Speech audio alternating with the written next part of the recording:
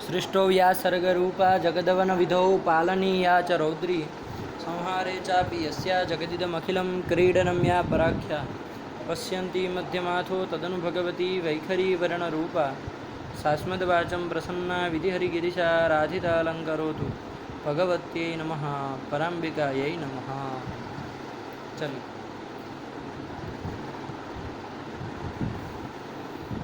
तो अंतिम पाठ में हम लोगों ने नूतन जलधर रुचये गोपवधूटी दुकूल चौराय तस्मै कृष्णाय नमः संसार महीरुहस्य बीजाय, ये मंगलाचरण की व्याख्या देख रहे थे। नूतन जलधर रुचये ये किसका विशेषण है? कृष्णाय, श्री कृष्णाय है ना। तो कृष्ण का विशेषण है कि भगवान कृष्ण कैसे है? नूतन जलधर रुचि है। क्या समास इसमें किया बताओ, तुम बोलो।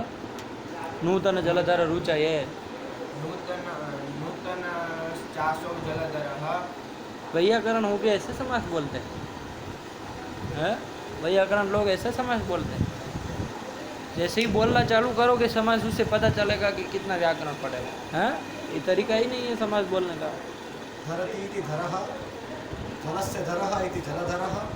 वो जलधर पहले बना ले, फिर नूतन चासो जलधरा करेंगे ना। तुम चालू ही नूतन चासो जलधरा कह रहे हो।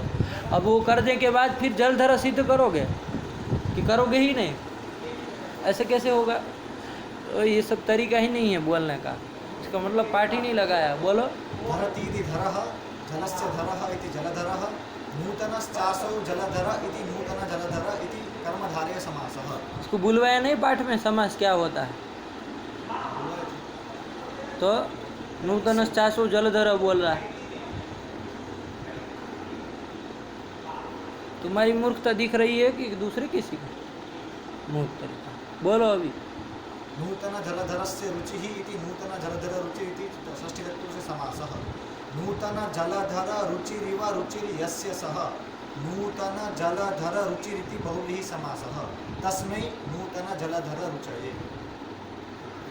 धरती इति धरः, जलस्य धरः जलधरः, नूतनश्चासो जलधरः इति नूतन जलधरः। कौन समास किया है? कर्मधारय। बोलते चलो। नूतन जलधरस्य रुचिः इति इति नूतन जलधर रुचिः इति षष्ठीतत्पुरुषः।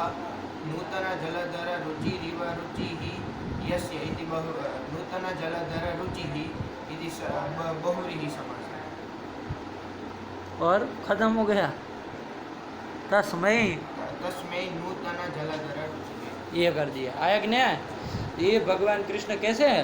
नूतन जो नए नूतन नवीन जो मेघ होते हैं, जलधर होते हैं, उनकी रुचि की तरह रुचि रखने वाले हैं। आया कि नहीं आया? इस विशेषण के द्वारा क्या सूचित किया था?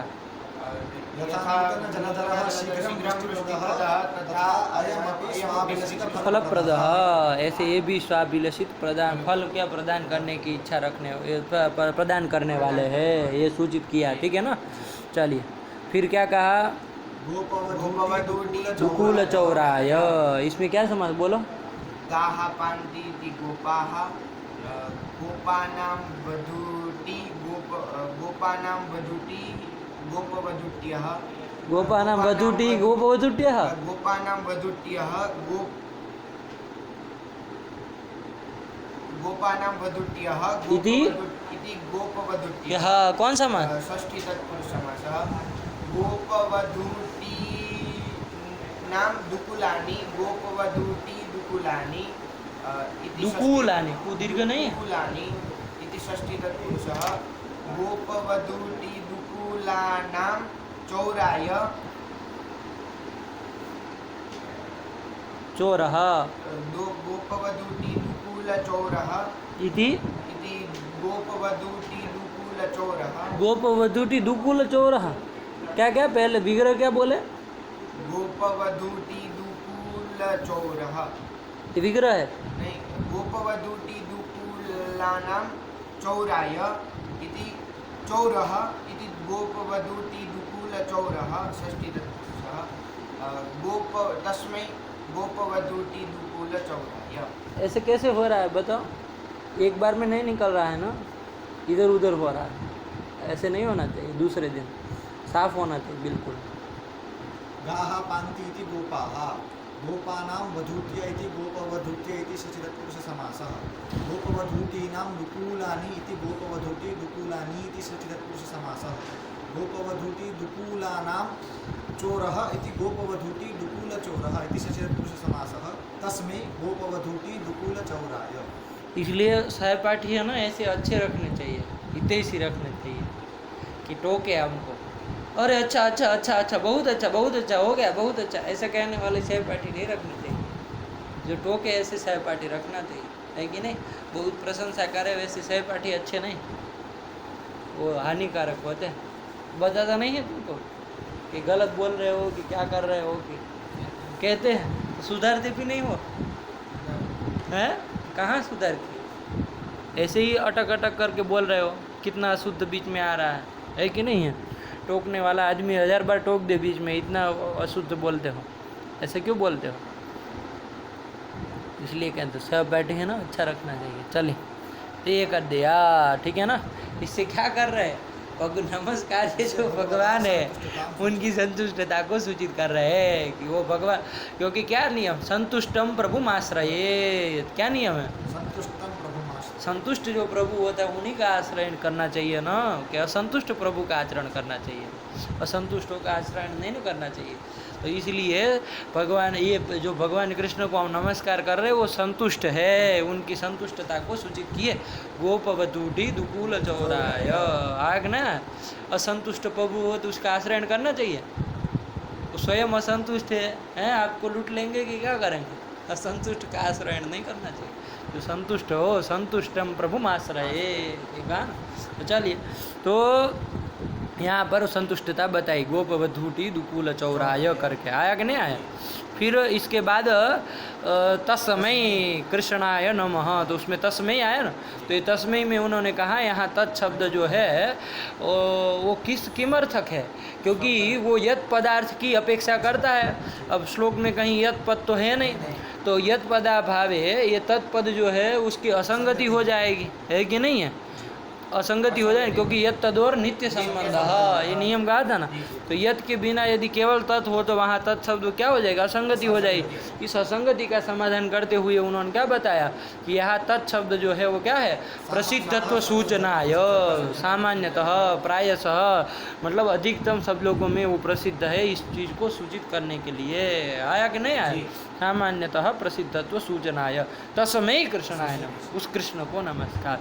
तो तस्मै से प्रसिद्धत्व अर्थ आ रहा है कि नहीं आ रहा है, प्रसिद्धाय कृष्णाय नमः इत्यर्थ हो गया। चलिए इसके बाद एक बात यहाँ चलाई उन्होंने कहा ये तस्मै इत्यादि में जो ये चतुर्थी विभक्ति आप लगा के रखे हो, चाहे कृष्णाय तस्मै सब जगह, इस चतुर्थी के द्वारा क्या बताया जा रहा, अवधित्व बताया जा रहा है। नमस्कार प्रकारीभूत जो अपकर्ष है, नमस्कार प्रकारीभूत अपकर्ष है, तदवधित्व बताया जा रहा है। क्या बोले पहले, नमस्कार प्रकारीभूत अवधित्व, नमस्कार प्रकारीभूत अवधित्व क्या होता है, तुमको कुछ अक्ल वक्ल भी है कि हैं। देखो दूसरों का सही नहीं करते हैं तो फिर अपना भी कुछ अच्छा ज़्यादा हो नहीं सकता है, इस चीज़ को ध्यान रखो। दूसरों का हित सोचोगे तभी अपना हित हो सकता है, अपना केवल हित सोचो दूसरों का कुछ ना सोचो, तो ये ब्राह्मणों का लक्षण ही नहीं है कि नहीं है। ब्राह्मण का लक्षण है कि वो परहित में रत होता है, परहिते रता, परहित में रत होते हैं, दूसरों का हित करना है, केवल इनका नहीं सब जगह का कह रहा है। ऐसा वो होना चाहिए ना कि भाई दूसरे किसी को सिखाए, दूसरे किसी को बुलवाए, दूसरे किसी को, ऐसा होना नहीं चाहिए। हम जो सीखे हैं, हम जो किए हैं वो चीज़ दूसरों को कराए, ऐसा भावना एक होनी चाहिए कि नहीं होनी चाहिए। हम भी अच्छे अच्छे लोगों को तैयार करें, ऐसी भावना होनी चाहिए ना, तभी तो, वरना क्या मतलब का। तो ऐसे फिर नहीं सोचते हैं तो फिर शास्त्र उड़ता है, शास्त्र उड़ जाता है कि नहीं। आपको स्वयं को तो इच्छा वैसे खैर होती नहीं है कि किसी को पढ़ाए, कोई आपको पढ़ाने में लगाता भी है तो भी आप 2 दिन के बाद गायब हो जाते हैं। कितने दिन पाठ चला है उसका, लड़के का, लघु सिद्धांत कौमुदी का, कितने दिन पहले कहे थे, और रोज आता है इधर 4-5 दिन से नहीं चलाया, ऐसा कैसा मतलब। काशी में रह के आपको मन भी नहीं होता है कि 2 अक्षर किसी को पढ़ाए, नहीं होता है मन, कि किसी को कोई ग्रंथ तैयार करा है, किसी कोई पढ़ा है, चलो आपको सामने से नहीं समझ में आ रहा, कोई कह रहा फिर भी आपको नहीं समझ में आ रहा कि कुछ करा है, आए समय पे और भग गए, फटाफट पाठ खत्म हुए तो ऐसे भगेंगे जैसे कोई मतलब यहाँ ज़मीन में गाड़ देने वाला हो।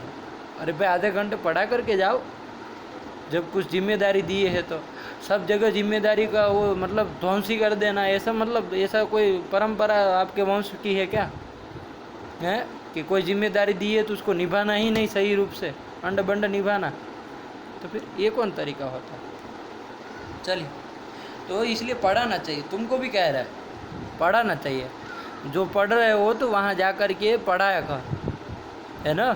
छोटा बच्चा होता है उसको बुला के बिठा दो, उसको कहो चलो कुछ चर्चा करते हैं, है कि नहीं है। पढ़ाना मतलब ये थोड़ी नहीं है कि मतलब वो आपका पैर छुए तभी पढ़ाएंगे, ऐसा नहीं ना होता। अरे उसको सामने से बुला करके बिठा करके बताओ 2 शब्द, ऐसे होता है। उसको रुचि थोड़ी थोड़ी जागृत कराओ, उसकी रुचि हो जाएगी तो अपने आप पढ़ने लगेगा क्रमशः, है कि नहीं। ये होता है, तभी तो मतलब हुआ विद्या का केवल मतलब पढ़ने के लिए थोड़ी ना होती है, विद्या का फिर देना भी पड़ता है क्या ना। विद्या किस लिए होती है, विद्या दानाय, विद्या देने के लिए होती है कि नहीं, केवल अपने पास रखने के लिए नहीं होती। पकड़ लिए, चलिए, तो ये सब समझो भाई। क्या तो यहाँ पर बता, हाँ मैं बोला था मैं अगर लेट होता हूँ तो निकल जाता हूँ, मुझे फ़ोन कर दिया करो। फ़ोन से एक बार उन्होंने फ़ोन किया था, पूरे रास्ते में उसको पढ़ाते पढ़ाते, नहीं क्यों, लेकिन रास्ते में पढ़ाना है, लेकिन अब वो फ़ोन नहीं करेंगे तो फिर कैसे पढ़ाऊँ। कम से कम उनको फ़ोन तो करना चाहिए। मैं समय भी दे दिया था कि इस समय पर फ़ोन कर लेना, अगर मैं यहाँ ना हूँ या मेरा पाठ अगर लेट चले तो फिर मुझे एक बार फ़ोन कर देना, तो उनको तब पढ़ा दूँ। एक बार पाठ लेट चला था, उसने फ़ोन किया था, मैंने पढ़ा दिया।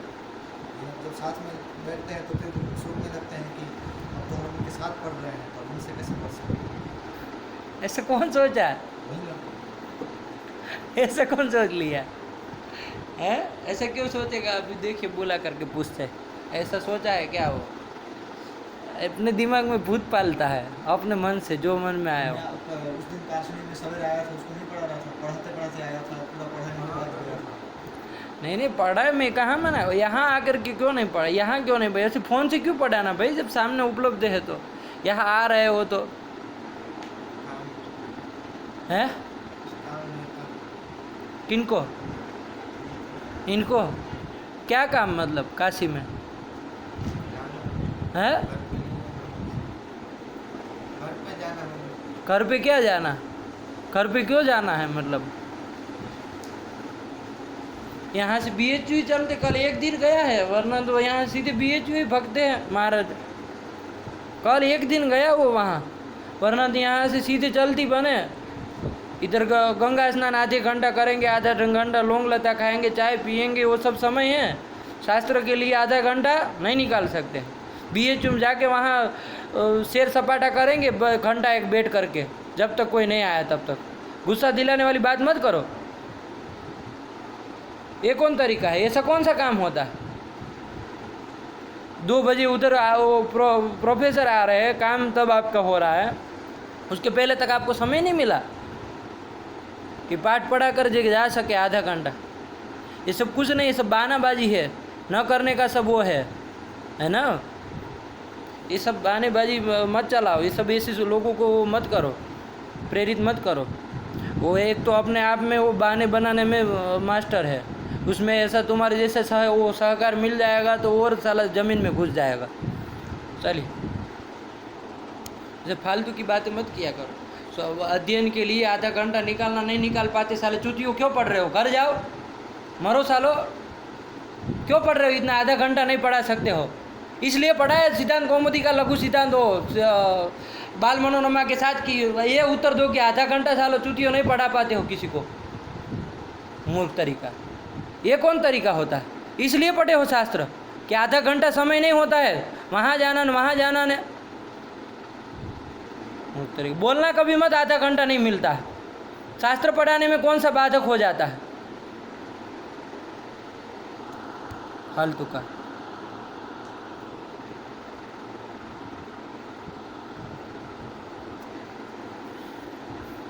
चलिए, प्रकृतम अनुसाराम छोड़ो सब, गलती है तो स्वीकार करना सीखो, क्या नहीं निकाल पा रहे समय? हमको गाना सुनने का समय है, शास्त्र पढ़ाने का समय नहीं है, स्वीकार करो। मूर्ख तरीका। उल्टा सामने आधा घंटा नहीं निकलता है, ऐसा कौन सा तुम जीवन जीते हो? आधा घंटा नहीं निकलता है दिन में।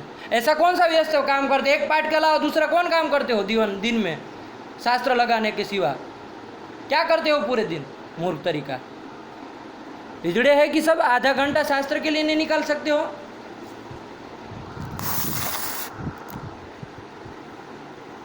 अभी अभिषेक कराने जाएंगे 2 घंटा, पूछो उसको जाओगे कि नहीं जाओगे? बातें मत करना कभी ऐसी गलत। कुछ काम होगा, कुछ काम उसके बाप की शादी में जाना है उसको, दिमाग खराब करके रखे। तो तस्मै चतुर्थी विभक्ति कहा। बोलना मत आज के बाद कभी ऐसे फालतू में सहार मत करो ऐसी। वो तो नहीं पढ़ा करके पाप कर ही रहा है, ऐसे सहाय करो कि तुम भी पापी बन रहे हो उसके साथ। आदि से नहीं शास्त्र पढ़ाने की। कितने लोगों को अभी तक पढ़ाए बताओ मुझे? कितने लोगों तो अभी तक पढ़ाए हो? बताओ, पंचसंधि पूरी की पूरी पढ़ाए हो? एक लड़के का नाम दो, एक लड़के का नाम दो पंचसंधि पढ़ाए इतने साल से काशी में रह रहे हो। एक लड़के को तर्क संग्रह पढ़ाई हो, एक नाम दो जरूर, बताओ एक नाम। एक लड़के का नाम दो पंचलक्षणी जिसको पढ़ाई हो, बताओ। है उत्तर? पूछो उसको। तो 4 साल में इनको इतना समय नहीं मिल रहा है, कुछ काम है इतना, एक शास्त्र किसी को नहीं पढ़ा पा रहा। ऐसा कौन सा व्यस्तता में जीवन जी रहा है? फालतू की बातें करते हर जगह। मतलब किसी का सहाय बोलना किसी के पक्ष में जरूरी होता है? मूर्ख तरीका। लगे हैं बस साथ निभाने में। क्या कह रहे थे? तस्मै कृष्णाय नमः। इस चतुर्थी के द्वारा क्या सूचित किया जा रहा है? अवधित्व सूचित किया जा रहा है। गंगा के तट पे कह रहा हो पाप कर रहे हो। ये 4 साल से काशी में पढ़े हो, एक लड़के को पंचसंधि नहीं पढ़ाने का शऊर समझ में आया। ऐसी व्यस्तता है? बताओ, तुम उत्तर दो। चलो, बता रहे हो ना कुछ काम होगा, चलो बताओ। 4 साल में इतना समय नहीं मिला है कि एक लड़के को पंचसंधि तक तैयार कर पाए लघु सिद्धांत कौमुदी की। पूछो उसको पढ़ा है कि नहीं पढ़ा है। 1 साल तुम्हारा होने आया, उसके 3 साल पहले से वो आया है। पूछो उसको कितने लड़कों को पढ़ाया। पूछो ना, अब नहीं पूछ रहे हो उसको, पूछो उसको। तो फिर फालतू का मतलब लगे हो, कुछ काम होगा। नहीं बोल रहा है। अरे सही हो तो बात अलग है, ऐसे फालतू काम में मदद करते हो। बड़े विचित्र आदमी मालूम पड़ते हो। तो फिर अरे सही होता मैं नहीं समझूंगा, तुमसे ज़्यादा तो मेरे साथ रहा है वो, मैं नहीं समझूंगा वो कितना काम में रहता कितना नहीं रहता। अब सबको काम रहता है, सब।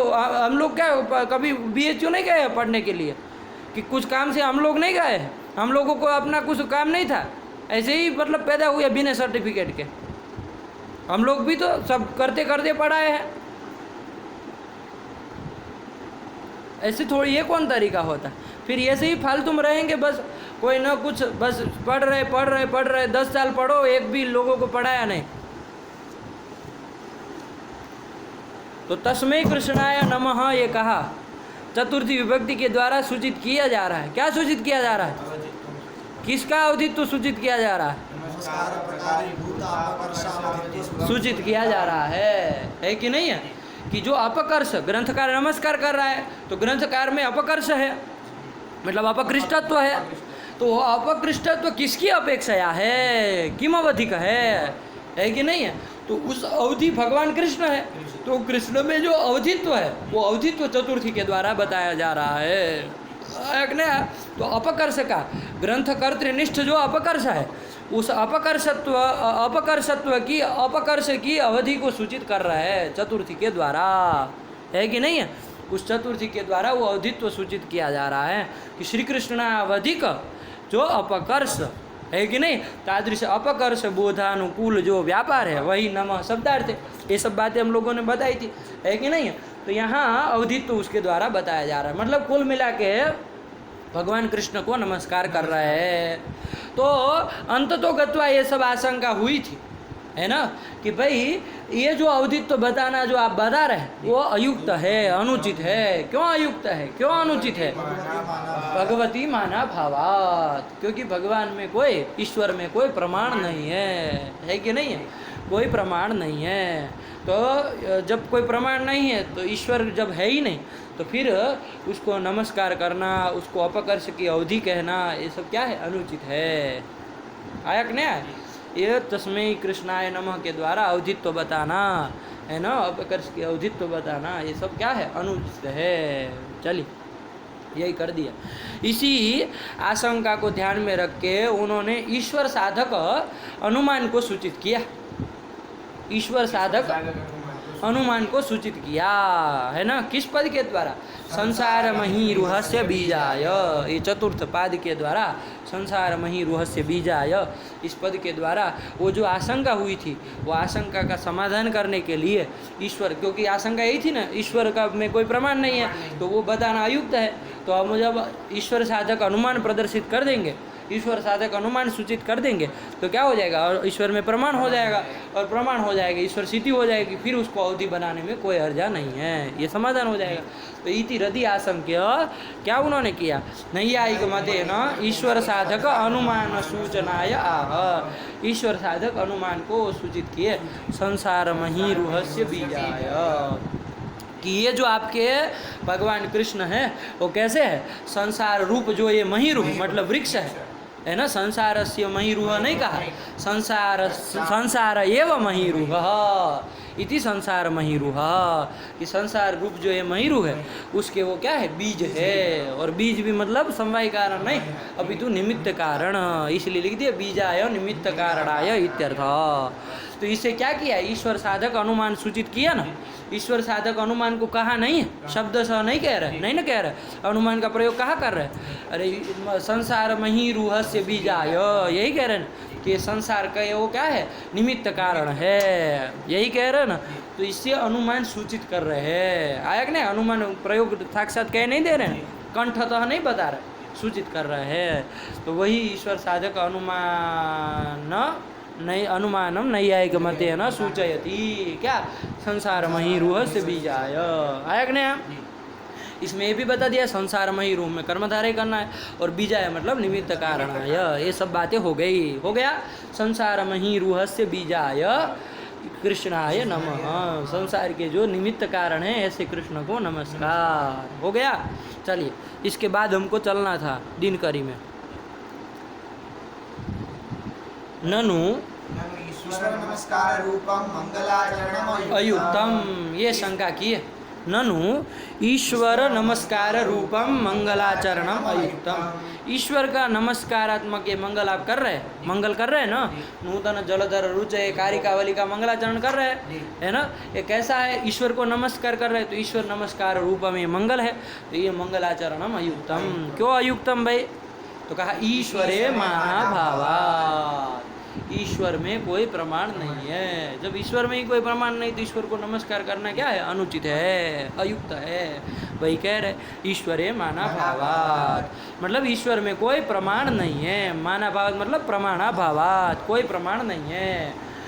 अब उसी बात को प्रमाणा भाव को ही वो समझा रहे हैं, ठीक है ना, कि भाई कैसे प्रमाणा भाव मतलब कोई प्रमाण नहीं। प्रमाण हम नैयायिकों के सिद्धांतों में कितने प्रमाण हैं? 4 प्रमाण है ना, प्रत्यक्ष प्रमाण, अनुमान, उपमान और शब्द। प्रत्यक्ष प्रमाण क्या है? इंद्रिया ही है ना, तो इंद्रियों के द्वारा जो पदार्थ का ज्ञान होता है वो ज्ञान को क्या प्रत्यक्ष ज्ञान कहेंगे, वो ज्ञान को प्रत्यक्ष ज्ञान कहेंगे। प्रमाण का भी नाम प्रत्यक्ष है और प्रमा का भी नाम प्रत्यक्ष है। तो प्रत्यक्ष प्रमाण ईश्वर के साधक कोई प्रत्यक्ष प्रमाण है, मतलब किसी इंद्रिया से 6 इंद्रिय बताए ना, कौन से इंद्रिय? घ्राण रसना चक्षु त्वग और घ्राण रसना चक्षु त्वग श्रोत्र और मन। देखो नहीं डांट रहा, नहीं बोल रहा है, पाठ लगाते रहो भाई, नहीं बुलवा रहा, बुलवाना चाहिए ना, कैसे का वो रुक रहा। इतना अभ्यास कराना चाहिए ना कि एक सांस में बोल ले। बोलो, तुम बोलो। घ्राण रसना चक्षु त्वक श्रोत्र मन, ये बोल लेता है, ये नहीं बोल पा रहा, किसकी गलती फिर? पाठ लगाते समय ध्यान नहीं देते। चलो, घ्राण रसना चक्षु श्रोत्र त्वक और मन, ये जो आपकी ये क्या है, इंद्रिया है, यही प्रत्यक्ष प्रमाण है। तो ये प्रमाण भी ईश्वर में ये प्रत्यक्ष प्रमाण भी नहीं कह सकते, उसी चीज़ को बता रहे। पढ़ो, नहीं तत्र प्रत्यक्षम प्रमाणम, वहाँ प्रत्यक्ष प्रमाण भी नहीं है। तत्र मतलब ईश्वर है, ईश्वर में कोई प्रत्यक्ष प्रमाण भी नहीं है। किसी इंद्रियों से भी उसका वो नहीं हो सकता है, सिद्धि नहीं हो सकती है। जैसे ये यहाँ ये बेग पड़ा हुआ है, तो ये बेग यहाँ है, उसमें क्या प्रमाण है? चक्षुरिंद्रिय। तो चक्षुरिंद्रिय प्रत्यक्ष प्रमाण है कि नहीं है?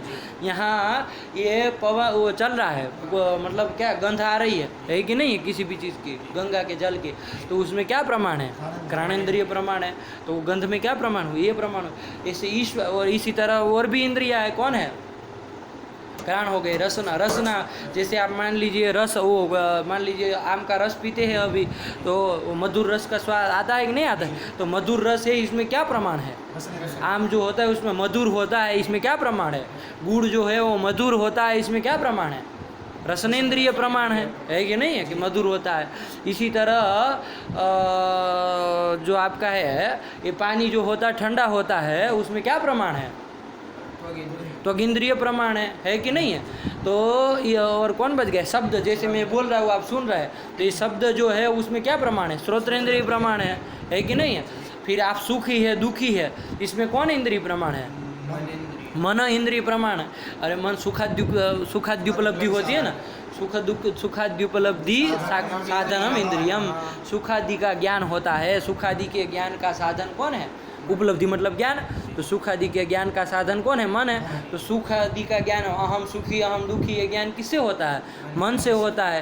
तो इस तरह से उन वस्तुओं में तो प्रमाण वो इंद्रिया है, प्रत्यक्ष प्रमाण है।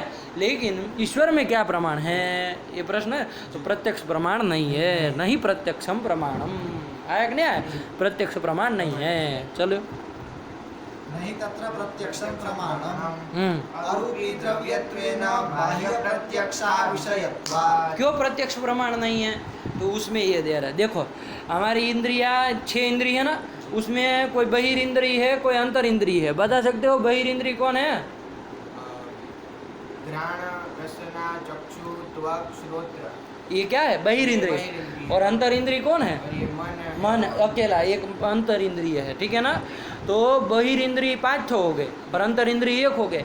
ये बहिर इंद्रिय से होने वाले प्रत्यक्ष को क्या कहेंगे? बाह्य प्रत्यक्ष कहेंगे, है ना। बहिर इंद्रिय जन्य जो प्रत्यक्ष होता है, बहिर इंद्रिय प्रत्यक्ष प्रमाण है, उससे जन्य जो प्रत्यक्ष प्रमा होती है उसको क्या कहेंगे? बाह्य प्रत्यक्ष कहेंगे।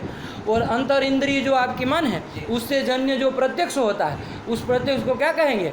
मानस प्रत्यक्ष कहेंगे, है कि नहीं है? अंतर प्रत्यक्ष वैसे गए ना, मानस प्रत्यक्ष कहते हैं, प्रचलित शब्द यही है। आया कि नहीं आया? तो ईश्वर का न तो बाह्य प्रत्यक्ष होता है न मानस प्रत्यक्ष होता है।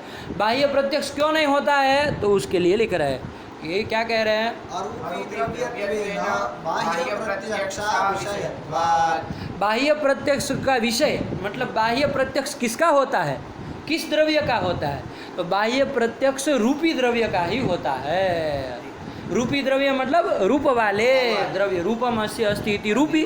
तो रूपी द्रव्य का ही क्या होता है? बाह्य प्रत्यक्ष होता है। रूप वाला जो द्रव्य होता है उसी का बाह्य प्रत्यक्ष होता है। बाह्य प्रत्यक्ष होता है मतलब बहिरिंद्रिय जन्य प्रत्यक्ष होता है। बात समझ में आएगी? बहिर इंद्रिय से किनका प्रत्यक्ष होता है? रूपी द्रव्य का। किस द्रव्य का प्रत्यक्ष होता है? रूपी द्रव्य का ही प्रत्यक्ष होता है। रूपी द्रव्य कौन कौन है बताओ? पृथ्वी, जल, तेज, वायु। कौन? 3 ही बस। और कोई? 9 द्रव्यों में केवल 3 ही रूपी द्रव्य। छूट जा रहा है कुछ? इतना सोच क्या रहे हो? अरे भाई रूप जो है वो कहाँ रहता है? पृथ्वी जल तेजो वृत्ति। पृथ्वी जल तेज में ही रूप रहता है ना। रूपी द्रव्य कौन कौन हुए? हाँ, अभी वो दिमाग ठिकाने पे नहीं आया है। पटरी पे नहीं आया दिमाग, अभी वो डांटे वहीं पर घूम रहा है क्या? दिमाग पटरी पे ले आओ, ठीक है ना, जगह पे आ जाओ। तो रूपी द्रव्य कौन होता है? पृथ्वी, जल और तेज, है कि नहीं? यही क्या होता है? रूपी द्रव्य है। तो बहिरिंद्रिय जन्य जो प्रत्यक्ष है, बाह्य प्रत्यक्ष, वो बाह्य प्रत्यक्ष का विषय केवल कौन होता है? रूपी द्रव्य ही होता है। रूप वाला जो द्रव्य है वही होता है, और कोई नहीं ना होता है। जैसे रूपी द्रव्य पृथ्वी है, जैसे घटपट आदि पृथ्वी है, वो घटपट आदि पृथ्वी जो दिख रही है वो रूपी है कि नहीं है? इसलिए उनका बाह्य प्रत्यक्ष होता है। बाह्य प्रत्यक्ष मतलब बहिरिंद्रिय जन्य प्रत्यक्ष होता है। कौन सी बहिरिंद्रिय जन्य प्रत्यक्ष होता है? कौन बहिरिंद्रिय से प्रत्यक्ष होता है? चक्षुरिंद्रिय से। हो रहा है कि नहीं हो रहा है? बहिरिंद्रिय से प्रत्यक्ष हो रहा है ना, चक्षुरिंद्रिय से हो रहा है। आया कि नहीं आया? इसी तरह रूपी द्रव्य कौन है? जल है। तो जल का भी प्रत्यक्ष होता है कि नहीं होता है? किस इंद्रिय से? चक्षुरिंद्रिय से। अरे आँख से देख रहा है कि नहीं देख रहा है? रूपी द्रव्य है, अपास्वर शुक्ल, उसमें रूप रह रहा है, तो रूपी द्रव्य है, उसका चक्षुरिंद्रिय से प्रत्यक्ष हो रहा है। किसका? जल का, तो उसका प्रत्यक्ष होता है। और आपका कौन है तीसरा? तेज। तेज में भास्वर शुक्ल रूप रहता है ना, तो वो भी क्या है? रूपी द्रव्य है, तो उसका भी प्रत्यक्ष होता है। किससे? तेज दिख रहा है कि नहीं दिख रहा है? अभी बाहर देखो जरा, तो इसका भी प्रत्यक्ष हो रहा है। किस इंद्रिय से? तो बहिरिंद्रिय जन्य जो प्रत्यक्ष है, बाह्य प्रत्यक्ष का किसका किसका होता है? पृथ्वी, जल, तेज, जो रूपी द्रव्य है उसी का होता है। उसके अतिरिक्त द्रव्यों का नहीं ना होता है बहिरिंद्रिय से। जैसे चौथा कौन है? वायु। वायु का होता है प्रत्यक्ष किस इंद्रिय से? किसी इंद्रिय से होता है? दिखता है आँख से, तो फिर और किसी इंद्रिय से होता है? हाँ, आप कहेंगे त्वग इंद्रिय से होता है, तो त्वग इंद्रिय से वायु का प्रत्यक्ष नहीं होता है कि नहीं? वायु का प्रत्यक्ष नहीं मानते हैं। आया कि नहीं? वायु का प्रत्यक्ष नहीं होता है। अरे वायु का जो है ना, वो क्या कारिका आई? स्पर्श आदि लिंग के ही। क्या है वो कारिका?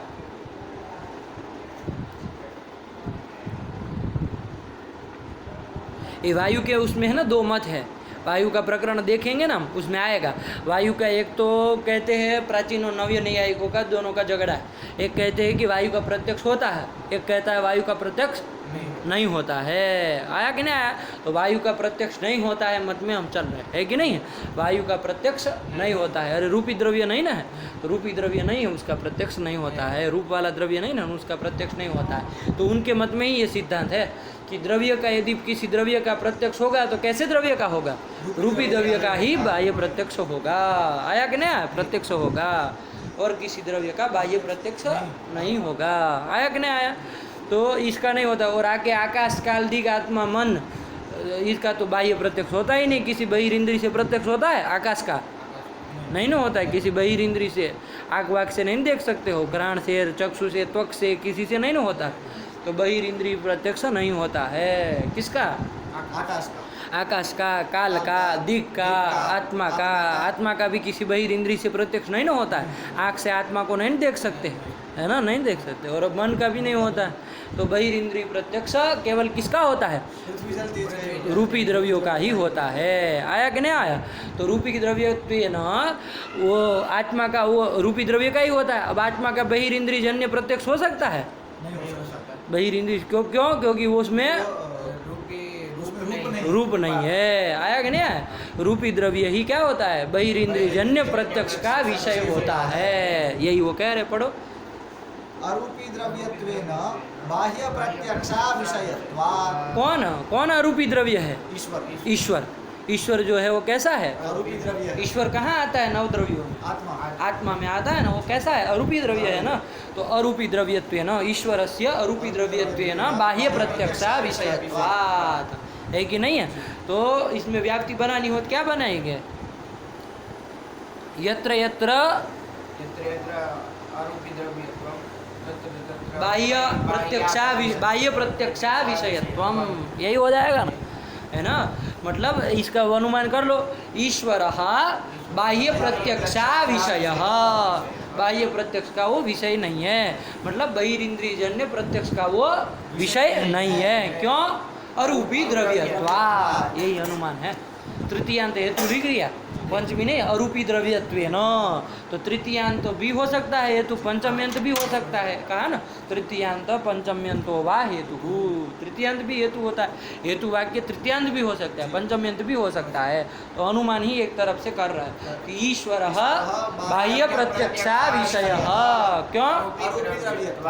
किसके तरह? आकाशवत, आकाशवत, गगनवत। गगन। दृष्टांत दे देना, आया कि नहीं आया? जल जलवत नहीं, जलवत कैसे देंगे? वो अन्वय देना है। यत्र यत्र यत्र यत्र अरूपी द्रव्यत्वम तत्र तत्र बाह्य प्रत्यक्षा विषयत्वम यथा जलम। नहीं नहीं तो वायु वायु वायु दे सकते, यथा वायु, वायु दे दो, है कि नहीं है? पीछे जाना है। हाँ चलो आगे से पीछे जाना अच्छा नहीं है तो कोई बात नहीं, वायु रख लो, कोई दिक्कत नहीं। मैंने सोचा वायु में जमेला खड़ा है और ना जाए, इसलिए गगन कह दिया, निर्विवाद है ना। और वायु का भी, वायु भी दे दो, अभी यही मत चल रहा है। वायु का प्रत्यक्ष नहीं होता, सीधी सी बात है। वायु कैसे कोई कहते हैं वायु दिखता है क्या आपको? वायु का हम अनुमान करते हैं। वो जो पेड़ हिलता है ना तो हम समझते हैं वायु है कि नहीं है? पेड़ हिलता है, वो नदी जैसे ऐसे जो पानी देखे हिल रहा है, तरंगे चल रही है, इन सबसे वाता स्पर्श लिंग के ही क्या है वो कार्य का ज्ञेयः स्पर्शादि लिंगकः। ज्ञेयः स्पर्शादि लिंगकः क्या क्या तिर्यक गमनवाने सह, ये सह वायु कीदृशः अस्ति? कारिका में आया, मुक्तावली वो कारिकावली की कारिका आई, ये सह तिर्यक गमनवान, ये सह वायु कैसा है? तिर्यक गमन, टेढ़ा मेढ़ा चलता है, तिर्यक गमनवान है, सीधे नहीं चलता है, ऊर्ध्व गमन वाला नहीं है, अधोगमन वाला नहीं, तिर्यक गमनवान। आया कि नहीं आया? वायु ऐसा है। और कैसे जाने हम उस वायु को? तो कहा ज्ञेयः स्पर्शादि लिंगकः।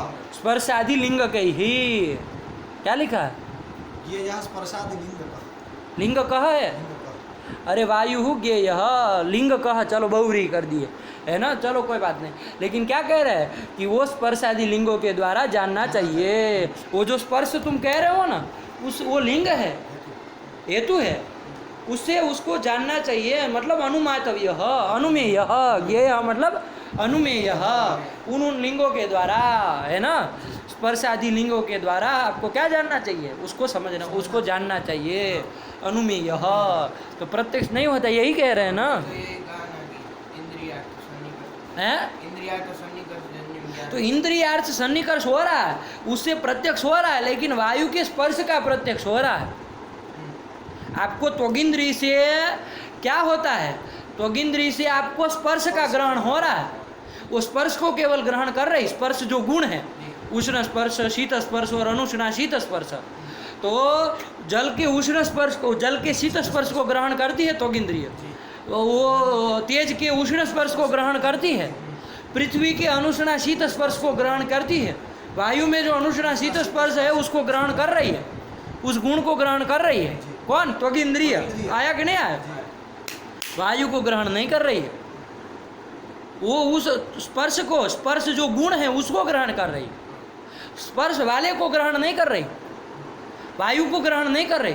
वो जो स्पर्श वायु का वो ग्रहण कर रही है, उस स्पर्श से हम वायु का अनुमान करते हैं कि ये वायु है। तो वो जो जैसे करते हैं कि परंपरा है तो उसका ही ज्ञान होता है, ऐसा नहीं। उसका हो रहा है, लेकिन अनुमान से हो रहा है ना, अनुमान अनुमान से हो रहा है। त्वगिंद्री जैसे रूप का ग्रहण करती है और रूप वाले घट का भी ग्रहण कर लेती है, वैसे वहाँ नहीं है। त्वगिंद्रिय रूप का, वो स्पर्श का तो ग्रहण कर रही है। अब स्पर्श हुआ, देखो ये पंखा चल रहा है, स्पर्श तो हो रहा है, वायु का अनुष्णा शीत स्पर्श तो हो रहा है, लेकिन वायु का वो ग्रहण नहीं कर रही है। वो स्पर्श के द्वारा फिर वायु का अनुमान किया जाता है, आपको जटिति हो जाता है, आप समझते नहीं है, लेकिन वो स्पर्श होने से आपने वायु का अनुमान कर लिया। बात समझ में आए कि नहीं आए? ये बात है। वायु का स्पर्श नहीं होता, थोड़ा लंबा चौड़ा विचार करे समझ में भी आएगा। तो मात्र चक्षुरेंद्रिय से जन्य ही प्रत्यक्ष होता है, हैं? चक्षुरेंद्रिय जन्य ही प्रत्यक्ष। चक्षु, अब आपको निष्कर्ष निकल गया, आपने ये निकाल लिया इससे कि द्रव्य से, वो द्रव्य का प्रत्यक्ष केवल चक्षु इंद्रिय से ही होता है, ऐसा निकाल लिया। ये यहाँ त्वगिंद्रिय से इस वेग का ग्रहण नहीं हो पा रहा है, त्वगिंद्रिय से इसका ग्रहण नहीं हो पा रहा है, तो त्वगिंद्रिय से भी द्रव्य का प्रत्यक्ष होता है, ये बात नहीं है, लेकिन रूपी द्रव्य का ही होता है, ये बात है। आया कि नहीं आया? बहिर्इंद्रियों से यदि द्रव्य का प्रत्यक्ष होगा तो कैसे द्रव्य का होगा? ये कहना द्रव्य के लिए नियम है, ये मत कह देना कि बहिर्इंद्रिय से जिसका भी प्रत्यक्ष हो रूप वाले का ही होगा। बहिर्इंद्रिय से घट का रूप नहीं दिखता है, घट का जो नीला रूप है, चाहे रक्त रूप चाहे श्याम रूप है, वो आपको चक्षुरेंद्रिय से नहीं दिख रहा है। बहिर्इंद्रिय जन्य प्रत्यक्ष का विषय वो रूप नहीं है, घट रूप। उसमें वो रूप में रूप रह रहा है क्या? नहीं, तो वो तो रूप ही नहीं है, फिर कैसे हो रहा है? तो ये क्या कह रहे हैं हम? द्रव्य का प्रत्यक्ष में ही ये नियम है। आया कि नहीं आया कि बहिर्इंद्रिय से यदि किसी द्रव्य का, किसी का नहीं, किसी द्रव्य का प्रत्यक्ष होगा तो रूपी द्रव्य का ही होगा। आया कि नहीं आया? यदि ऐसे बोल दोगे कि बहिर्इंद्रिय से प्रत्यक्ष होगा तो रूप वाले का ही होगा, तब तो फिर वो रसना जो है वो रस को ग्रहण ही नहीं कर पाएगी। रस में रूप रहता है क्या? नहीं रहता। तो मधुर आदि माधुरी आदि रस का वो ग्रहण ही नहीं कर पाएगा। ऐसा नहीं ना होता। ये केवल द्रव्य प्रत्यक्ष के विषय में चर्चा है। बहिर्इंद्रिय से यदि प्रत्यक्ष किसी द्रव्य का होगा तो रूपी द्रव्य का ही होगा। देखिए वो क्या शब्द लिख रहे हैं, ध्यान से समझना। अरूपी द्रव्यत्वेन बाह्य प्रत्यक्षा विषयत्वात्। ईश्वर जो कि अरूपी द्रव्य है, इसलिए वो बाह्य प्रत्यक्ष का मतलब बहिर्इंद्र जन्य प्रत्यक्ष का विषय नहीं है। आया कि नहीं आया? तो बहिर्इंद्रिय प्रत्यक्ष के प्रत्यक्ष प्रमाण उसमें नहीं है। निष्कर्ष यही निकला ना, इसलिए कहा न तावत प्रत्यक्षम प्रमाणम। बात समझ में आई नहीं? तो कहा कि प्रत्यक्ष प्रमाण केवल बहिर्इंद्रिय थोड़ी होती है, अंतर इंद्रिय भी तो होती है। उससे हो जाए वो आत्मा का, वो ईश्वर का प्रत्यक्ष है कि नहीं, वो प्रमाण हो जाए। तो उसके लिए लिख रहे हैं। आगे पढ़ो। ये लगा कि नहीं लगा? यहाँ अनुमान प्रयोग क्या कर दिया? ईश्वर बाह्य प्रत्यक्षा विषयः अरूपी द्रव्यत्वात्। अरूपी द्रव्यत्वात् वायुवत वायुवत्। कर लेना है कि नहीं? वायुवादिवत, वायुवादिवत, वायुवादी गगनादिवत। आया कि नहीं? ये कर लिया। तो ईश्वर जो है वो कैसा है? बाह्य प्रत्यक्ष का अविषय है। बाह्य प्रत्यक्षा विषय मतलब बहिर्इंद्रिय जन्य प्रत्यक्षा विषय वो है। बहिर्इंद्रिय से जन्य होने वाला जो प्रत्यक्ष है उसका अविषय है। तो ईश्वर में क्या सिद्ध कर रहे हैं? बहिर्इंद्रिय जन्य प्रत्यक्षा विषयत्वम। किस हेतु के द्वारा? अरूपी द्रव्यत्वम्। तो यत्र यत्र अरूपी द्रव्यत्वम तत्र तत्र बहिर्इंद्रिय जन्य प्रत्यक्षा विषयत्वम्। ऐसा है कि नहीं? यथा वायु, वायु में ऐसा है कि नहीं है? वहाँ अरूपी द्रव्यत्व भी है। अरूपी द्रव्यत्व, अरे वो अरूपी द्रव्य है तो अरूपी द्रव्यत्व उसमें रहेगा।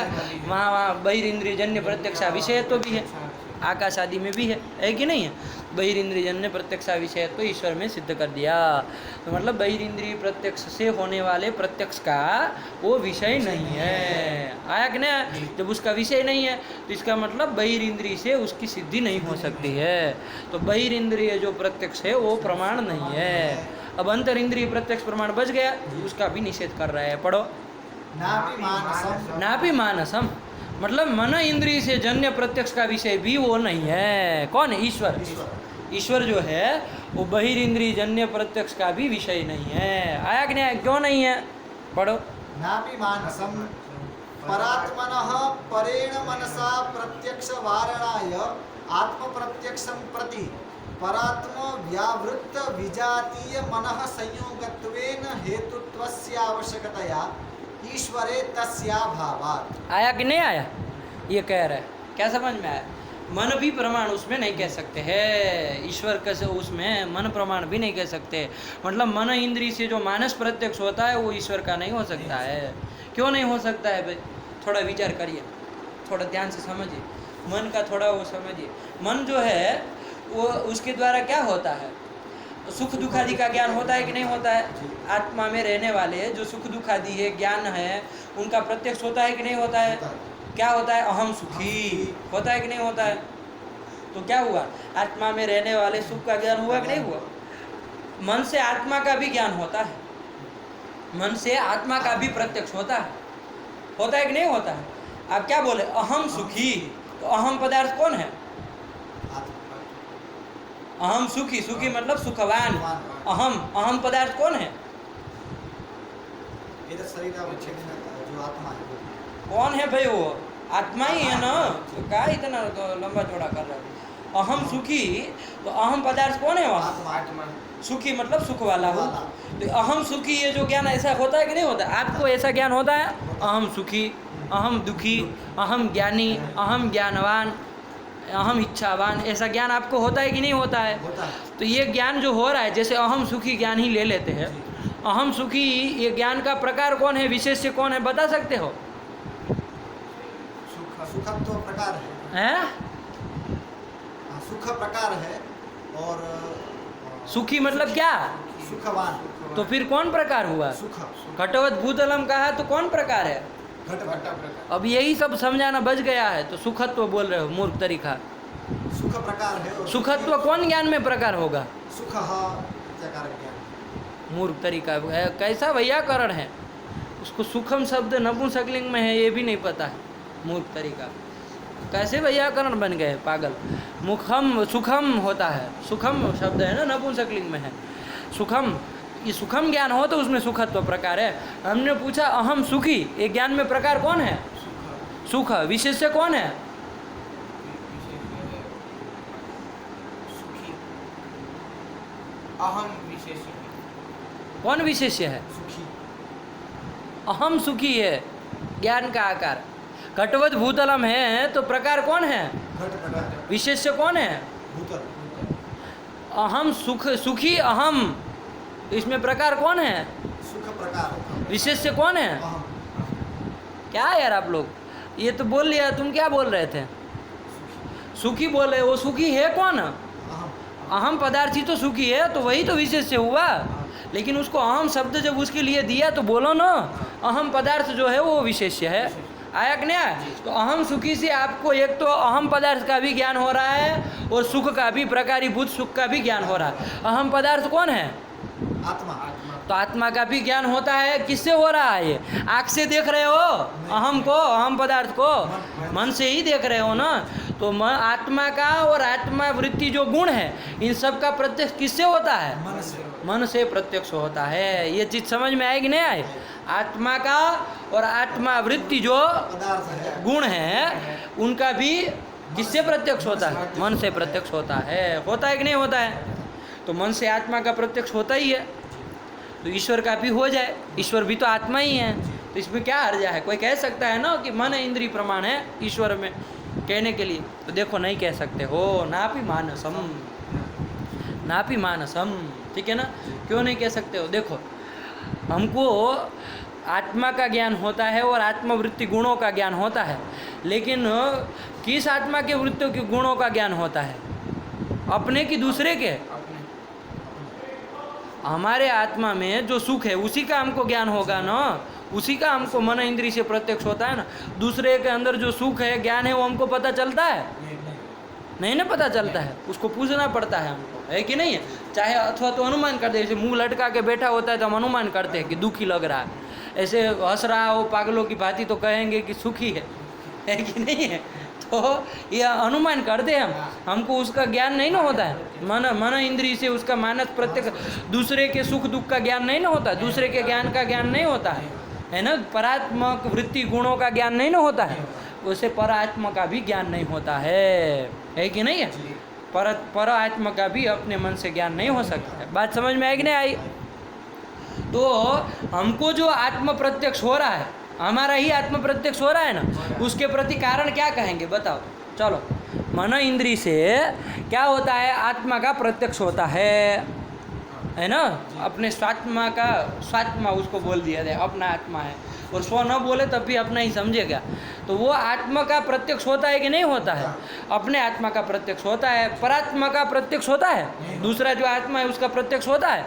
दूसरे आत्मा में रहने वाले गुणों का प्रत्यक्ष होता है? नहीं होता है। ये बात आप समझ रहे कि नहीं समझ रहे? ये वस्तु स्थिति है।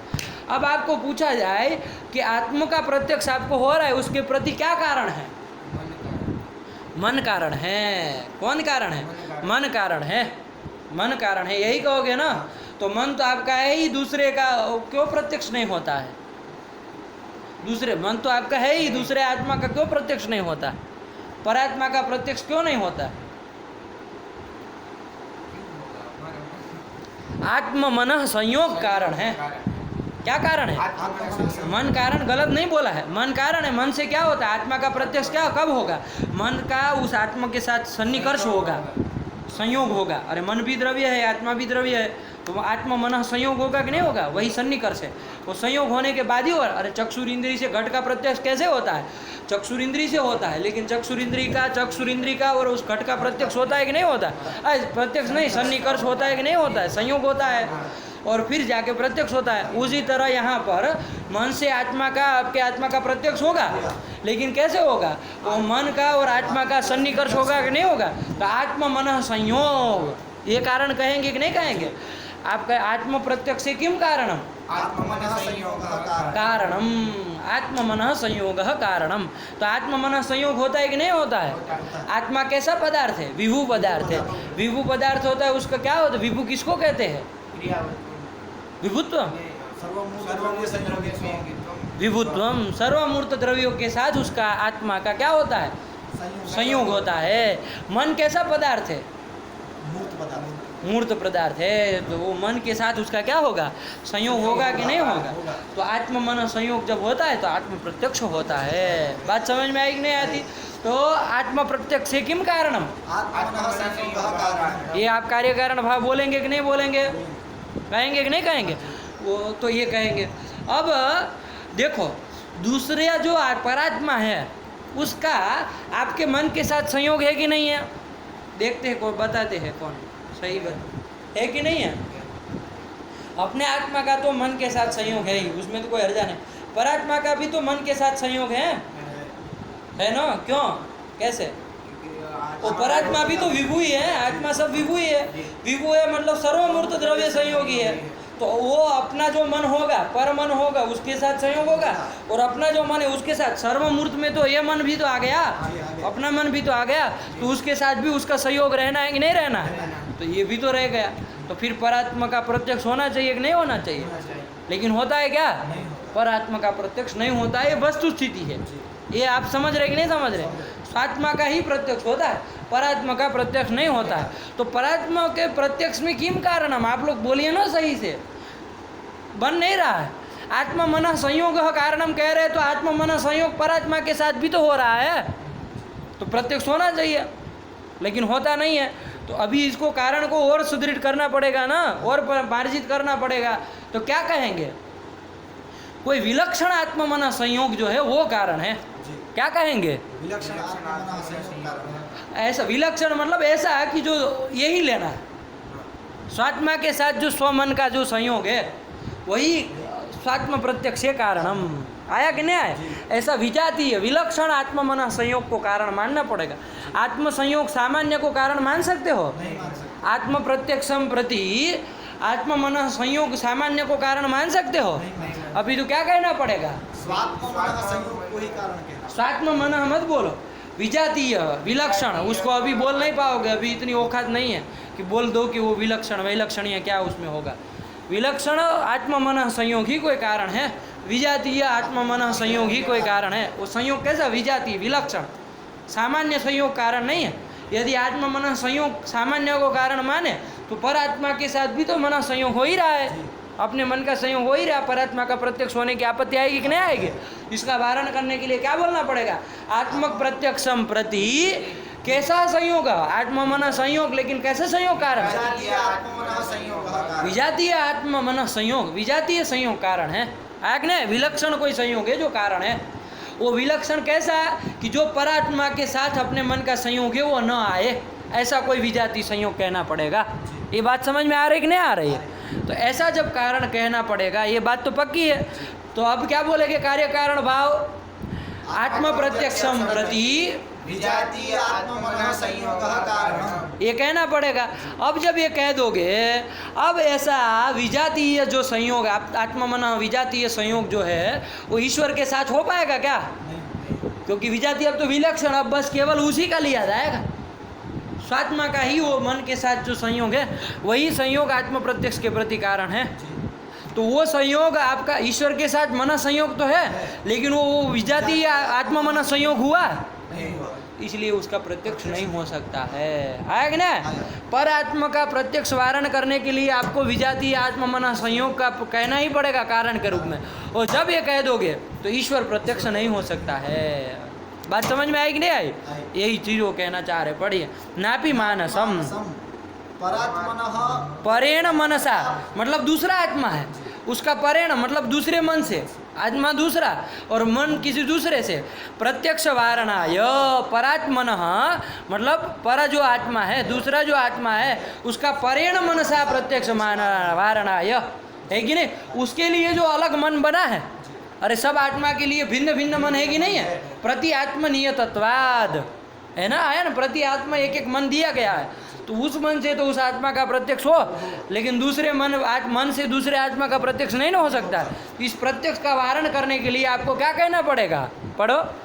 परात्मनः परेण मनसा प्रत्यक्ष वारणाय आत्म प्रत्यक्षं प्रति परात्म व्यावृत्त विजातीय मनः संयोगत्वेन हेतुत्वस्य आवश्यकतया। आया कि नहीं आया? विजातीय मन संयोग कारण है, विजातीय मन संयोग कारण है कि नहीं है? और वो विजातीय मन संयोग कैसा? परात्म व्यावृत्त, परात्म से व्यावृत्त है ना, परात्मा के साथ वो जो हो रहा है संयोग, वो संयोग नहीं, उससे कुछ विलक्षण। परात्म व्यावृत्त जो विजातीय मन संयोग है वो आत्म प्रत्यक्ष के प्रति कारण है, आपको कहना पड़ेगा। परात्मनः परेण मनसा प्रत्यक्ष वारणाय, आपको क्या कहना पड़ेगा? आत्म प्रत्यक्षम प्रति परात्म व्यावृत्त विजातीय मन संयोग कारणम, ये कहना पड़ेगा। कहना पड़ेगा कि नहीं कहना पड़ेगा? यदि आप सामान्य रूप से आत्म प्रत्यक्ष के प्रति मन संयोग कारणम ये कह दोगे, मन संयोग कारण है, मन का संयोग होना चाहिए उस आत्मा के साथ, तावता आत्म प्रत्यक्ष हो जाएगा। तो अपने आत्मा के साथ मन का संयोग होता ही है, आत्म प्रत्यक्ष हो जाएगा, व्यवस्था बन गई। इतना ही कहोगे तब तो ईश्वर का प्रत्यक्ष मन से होता है ऐसा आप कह पाते? तब तो कह पाते कि मन इंद्री से ईश्वर का प्रत्यक्ष हो जाएगा, तब तो कह पाते? नहीं कह पाते? लेकिन ऐसा नहीं कह सकते। क्यों? क्योंकि आत्म प्रत्यक्ष के प्रति मन संयोग सामान्य को कारण नहीं मान सकते, मन संयोगत्वेन मन संयोग को कारण नहीं मान सकते। क्यों नहीं मान सकते? यदि ऐसा मानोगे तो क्या आपत्ति आएगी?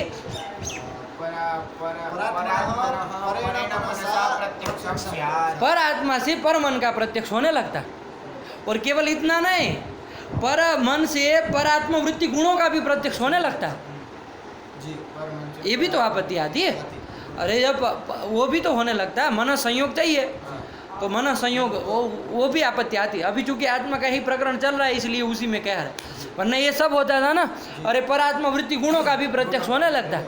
पर आत्मा वृत्ति मान लीजिए सुख है तो उसका आपको प्रत्यक्ष होने लगता है। पर आत्मा वृत्ति कोई ज्ञान है, उसको मान लीजिए घट का ज्ञान है तो आपको पता चल जाता है हम घटक ज्ञानवान। ऐसा होता है क्या? नहीं ना होता है। तो परेण मनसा परात्म मन का संयोग वारण, परात्मक प्रत्यक्ष वारण करने के लिए क्या करना पड़ेगा? मन संयोग का कारण नहीं मान सकते, अपितु विजातीय मन संयोग को कारण करना पड़ेगा। वो विजातीय मन संयोग कैसा होगा? परात्मा से व्यावृत्त होगा। आया कि नहीं? ऐसा कोई विजातीय मन संयोगत्वेन विजातीय मन संयोग को कारण मानना पड़ेगा।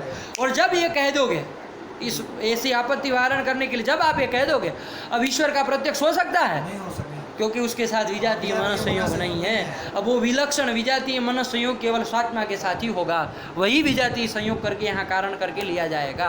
तो उससे आत्मा का ही प्रत्यक्ष होगा, न परात्मा का होगा न ईश्वर का भी होगा। आया कि नहीं आया? तो नापि मानसम, ये चीज समझ में आई कि नहीं आई? क्यों उसका आत्म प्रत्यक्ष नहीं होता है मन इंद्री के द्वारा? क्योंकि आत्म प्रत्यक्षम प्रति विजातीय मन संयोग कारणम, और वो विजातीय मन संयोग पर आत्मा के साथ नहीं होता है, ईश्वर के साथ भी नहीं हो सकता है। ऐसा ये विजातीय संयोग को ही कारण मानना पड़ेगा, है ना, अन्यथा बहुत सारी आपत्ति आएगी। और जब ये कारण मान लोगे तो मन इंद्री से ईश्वर का प्रत्यक्ष होता है ये भी नहीं कह सकते हैं। ना भी मानसम, लगा कि नहीं लगा? तो मन इंद्री भी प्रमाण नहीं है, तो बहिर इंद्री भी प्रमाण नहीं है, मन इंद्री भी प्रमाण नहीं है, यही तो प्रत्यक्ष प्रमाण था। तो कुल मिलाकर के क्या आ गया? ना भी नहीं प्रत्यक्षम प्रमाणम, ईश्वर के साधन में प्रत्यक्ष प्रमाण नहीं है, यही कहा था। नहीं प्रत्यक्षम प्रमाणम से पढ़ लो एक बार। नहीं तत्र प्रत्यक्षम प्रमाणम, तत्र मतलब ईश्वरे प्रत्यक्षम प्रमाणम नास्ति, नहीं अस्ति। क्यों? आरोपिद्रव्यत्वेन बाह्य प्रत्यक्षा विषयत्वात्, एक दिए दूसरा नापि मानसम परात्मनः परेण मनसा प्रत्यक्ष वारणाय आत्म प्रत्यक्षं प्रति परात्म व्यावृत्त विजातीय मनः संयोगत्वेन हेतुत्वस्य आवश्यकतया ईश्वरे तस्याभावात्। ईश्वर में वो भी नहीं है, विजातीय मन संयोग नहीं ना है। नहीं है। ये पहले तो कार्य कारण भाव को ठीक कर लो कि आत्म प्रत्यक्ष के प्रति किसको कारण मानेंगे। मन संयोग को कारण मानेंगे तो ईश्वर का प्रत्यक्ष हो सकता है, कह सकते हो, कथनचित बना सकते हो कि मन से ईश्वर का प्रत्यक्ष हो जाएगा, जी। क्योंकि ईश्वर जो आत्मा है वो भी तो विभु है, तो मन के साथ संयोग तो हो ही जाएगा। तो मन संयोग को कारण मानते तो ईश्वर प्रत्यक्ष हो जाता, लेकिन इस मन संयोग को कारण मान नहीं सकते हैं, क्योंकि वर्ण परेण मनसा परात्मनः प्रत्यक्षापत्ति होगी। उसको वारण करने के लिए विजातीय मन संयोग को कारण मानना पड़ेगा।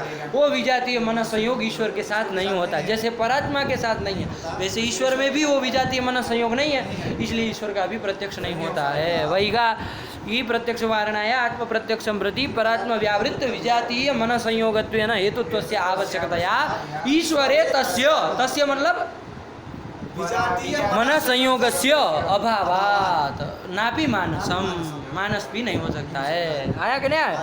तो कोई प्रत्यक्ष प्रमाण इसमें नहीं है, न बहिरिंद्रिय प्रत्यक्ष प्रमाण न अंतरिंद्रिय प्रत्यक्ष प्रमाण। हटा दिया तो प्रत्यक्ष का काम खत्म। अब आया अनुमान प्रमाण। चलो अनुमान प्रमाण है इसमें, आगे बढ़ो। नाप्यनुमानम, नापि अनुमानम प्रमाणम, ईश्वर में अनुमान प्रमाण भी नहीं है। अनुमान क्यों? लिंगाभावात्। कोई लिंग नहीं है, कोई हेतु नहीं है कि नहीं है? वन्नी जैसे अब पर्वत में है, हम देख नहीं रहे, लेकिन फिर भी हमको क्या होता है, ये वन्नी का वो ज्ञान होता है कि नहीं होता है? वन्नी में वन्नी है ऐसा सिद्धि, वन्नी की सिद्धि होती है कि नहीं होती है? किसके द्वारा होती है? धूम लिंग के द्वारा होती है। तो वहाँ धूम लिंग है, तो धूम लिंग है ना, वन्नी की सिद्धि होती है। उस तरह यहाँ पर ईश्वर की सिद्धि आप नहीं कर सकते हैं। क्यों? क्योंकि कोई लिंग नहीं है, कोई हेतु नहीं है। तो जब कोई लिंग नहीं है, कोई हेतु नहीं है, तो लिंग ज्ञान रूप अनुमान प्रमाण भी तो नहीं है। तो नापि अनुमानम प्रमाणम। आया कि नहीं आया? अनुमान क्या? लिंग ज्ञानम एवं अनुमानम। लिंग का ज्ञान हो यही तो, धूम का ज्ञान हो जाना ही तो क्या है? अनुमान प्रमाण है। इसी से वन्नी की सिद्धि होती है, वन्नी का ज्ञान होता है। तो ऐसा ईश्वर में कोई लिंग ज्ञान रूप अनुमान प्रमाण नहीं है। क्यों? क्योंकि लिंग ही नहीं है, यही कह रहे हैं। नापि अनुमानम, है ना? पूर्व पक्षी खंडन कर रहा है सब ओर से। कोई लिंग है? किस लिंग से हम करें बताइए? ईश्वर कि भाई फलाना फलाना ईश्वरवान अथवा ईश्वर अस्ति, कैसे करे? क्या हेतु दे? कोई हेतु तो है नहीं। अरे यहाँ लिंग दो, हेतु दो।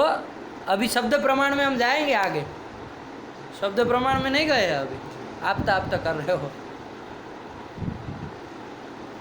कोई लिंग है कि जिस लिंग से कहा जाए? जैसे वहाँ धूम लिंग था, यत्र यत्र धूमः तत्र तत्र वह्निः, तो धूम लिंग से वह्नि का वो कर सकते। ऐसा कोई लिंग है कि जिस लिंग से ईश्वर की वो कर दी सिद्धि? है कोई? विचार करना, कोई हो तो बोलो। अरे वो अभी शब्द प्रमाण में कहाँ जा रहे हैं? अभी तो अनुमान प्रमाण की बात है, शब्द प्रमाण में जाएंगे अभी, तब वेद के विचार करेंगे, है कि नहीं है? तो कोई लिंग नहीं है। नापि अनुमानम प्रमाणम, पहले कहा नहीं प्रत्यक्षम प्रमाणम, अब नापि अनुमानम प्रमाणम। ईश्वर में अनुमान प्रमाण भी नहीं है। क्यों? लिंगाभावा, कोई लिंग ही नहीं है। अरे कोई लिंग है तब कहे ना, कोई हेतु हो, उसका व्याप्य कोई लिंग हो, उसका व्याप्य कोई पदार्थ मिलना चाहिए। जैसे वन्नी का व्याप्य हमको कौन मिला? तो उस व्याप्य पदार्थ से हम व्यापक का अनुमान कर लेते हैं। ऐसे ईश्वर का व्याप्य कोई पदार्थ मिलना चाहिए ना, कि वो जहाँ रहे वहाँ ईश्वर हो। ऐसा कोई व्याप्य पदार्थ है? तो फिर लिंग ही नहीं है, इसलिए ईश्वर हो। ईश्वर नापि अनुमानम प्रमाणम। चलो हो गया वही का। नाप्यनुमानम। ये पगले ने वो नापि अनुमान वाला पंक्ति ही काट दिया। चलो हाँ, नाप्यनुमानम। लेकिन आप लोगों में है ना पढ़ी है वीडियो वाले, चलो सुने। लिंगाभावात्। लिंगा भाव हो गया। जी। फिर न च द्यावा भूमि। हाँ, अब ये छोड़ दो, ये इसको छोड़ दो। अब देखो हाँ चलो, न च द्यावा भूमि, चलो। न च द्यावा भूमि जनयन् इत्यादि श्रुतिरेव प्रमाणम। हाँ ये कह दिया। अब वो क्या कह रहा था कि ईश्वरे माना भाव, ऐसा पूर्व पक्षी कह रहा था ना, मंगलाचरणम युक्तम अयुक्तम ईश्वरे माना भावात। ईश्वर में कोई प्रमाण नहीं है, प्रत्यक्ष प्रमाण भी नहीं है, माना वो अनुमान प्रमाण भी नहीं है, ये सब कह दिया। अब वो कोई समाधान देने वाला न च करके आया छोटे से, है ना? न च क्या बोल रहे हैं? न च द्यावा भूमि जनयन्। देव एक, ये जो श्रुति है, ये श्रुति है ना पूरी, द्यावा भूमि जनयन देव एकः। द्यावा मतलब द्युलोक, भूमि मतलब भूमि, वैसे द्यावा भूमि, ये दो है ना इसलिए द्यो वो हो गया, भूमि भूमि चलता है ना, वैसे द्यावा भूमि मतलब द्युलोक और भूमि का जनयन मतलब उसको पैदा करने वाला, उसको उत्पन्न करने वाला, उसका जनयिता देव एकः, कोई ईश्वर एकः अस्ति। तो ये श्रुति क्या बता रही है? ईश्वर की सत्ता में प्रमाण है कि नहीं है? ईश्वर में प्रमाण के रूप में है कि नहीं? तो यही कह रहे हैं कि ये चलो अनुमान प्रमाण नहीं है, वो प्रत्यक्ष प्रमाण नहीं है, कोई बात नहीं, ये प्रमाण मान लो क्या? द्यावा भूमि जनयन देव एकः इत्यादि श्रुतिरेव प्रमाणम। ये श्रुति ही प्रमाण है, ये श्रुति प्रमाण है। कौन सा प्रमाण हुआ ये? शब्द प्रमाण। शब्द प्रमाण हुआ, शब्द है ना। अरे श्रुति मतलब क्या है? शब्द है ना, ये शब्द प्रमाण है। तो इस शब्द प्रमाण से ईश्वर का सिद्धि हो जाएगी, ईश्वर में प्रमाण मिल गया है ये नहीं? आप कह रहे थे ईश्वर माना भाव, तो शब्द प्रमाण है, तो इति श्रुतिरेव प्रमाणम है कि नहीं है? ये शंका हुई, आया कि नहीं? उसका कह रहे न च प्रमाणम, आया कि नहीं? वो प्रमाण नहीं है, श्रुति को प्रमाण नहीं मान सकते हैं, क्योंकि शब्द प्रमाण किसको कहते हैं? शब्द मतलब क्या? आप्त वाक्यम शब्द। आप्त का जो वाक्य हो, आप्त पुरुष के द्वारा उच्चरित जो वाक्य होता है वही क्या कहलाता है? शब्द प्रमाण है। कोई अनाप्त पुरुष ने कोई कह दिया, अनौपचरित कोई वाक्य है, तो उसको प्रमाण नहीं ना मानेंगे। तो आप्त वाक्यम शब्द, तो ये श्रुति आप्त वाक्य होना चाहिए। तो ये श्रुति आप्त वाक्य है, आप्तोच्चरित वाक्य है, तो आप कहेंगे हाँ है। कि कौन आप्त के द्वारा उच्चरित है? कौन आप्त के द्वारा उच्चरित है? ईश्वर के द्वारा उच्चरित है। ईश्वर आप्त है और ईश्वर के द्वारा उच्चरित है, तो आप्त वाक्य हुआ कि नहीं हुआ? इसलिए वो प्रमाण है, शब्द प्रमाण है। तो कहा कि पंडित जी ईश्वर में ही अभी कोई प्रमाण नहीं है, ईश्वर के ईश्वर में ही अभी संदेह है। ईश्वर है कि नहीं? ईश्वर में ही अभी संदेह है। तो ईश्वर के द्वारा उच्चरित जो है वो कभी प्रमाण हो सकता है? नहीं हो सकता। अभी ईश्वर की सत्ता में ही विचार चल रहा, ईश्वर के द्वारा उच्चरित की तो कथा ही दूर हो गई, है कि नहीं? वही कह रहे, पढ़ो। श्रुति न प्रमाणम द्यावा भूमि जनयन इत्यादि श्रुति रेव न प्रमाणम, ये प्रमाण नहीं हो सकती है। क्यों? श्रुति नाम ईश्वरोच्चरितत्वेन। आप नैयायिक लोग हैं, आप तो श्रुति को ईश्वरोच्चरित मानते हैं, तो श्रुति नाम चरितत्वेन प्रामाण्य, श्रुति का प्रामाण्य आप कैसे मानते हैं? ईश्वरोच्चरित होने के कारण, ईश्वरोच्चरित होने के कारण ही उसका प्रामाण्य मानते हैं। और प्रकृति में तो अभी क्या है? ईश्वर संदेह है, श्रुति प्रामाण्यस्यापि संदिग्धत्वा, श्रुति प्रामाण्य भी संदिग्ध है। आया कि नहीं आया? आप लोग नैयायिकों के मत में क्या है? ये श्रुति है ईश्वरोक्त है ना, ईश्वर प्रोक्त है। श्रुति जो वेद है वो क्या है? ईश्वर प्रोक्त है। वो मीमांसा की तरह वो अपौरुष नहीं मानते हैं, है कि नहीं है?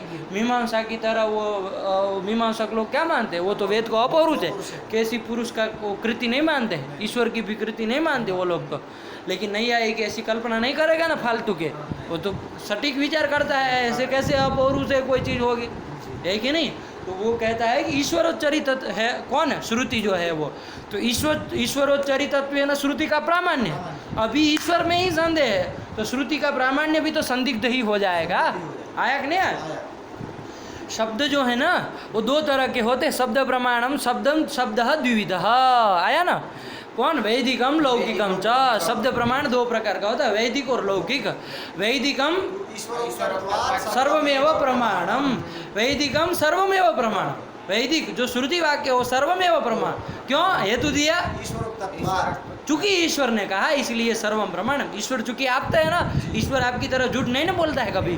तो आप तो चरित होने के कारण, ईश्वरोच्चरित होने के कारण वो सर्वदा श्रुति जो है वो हमेशा वैदिकम प्रमाणम, वैदिक शब्द हमेशा के लिए प्रमाण होता है। लेकिन अभी तो ईश्वर की सत्ता में ही जब वो है क्या संदेह है, तो फिर ईश्वर के द्वारा उच्चरित का कभी प्रामाण्य निश्चित कह सकते हैं? वो भी संदिग्ध है, तो वो भी प्रमाण नहीं मान सकते हैं। आया ना? उधर तर्क संग्रह में आया ना, क्या कहा है वहाँ? वाक्यम द्विविधम,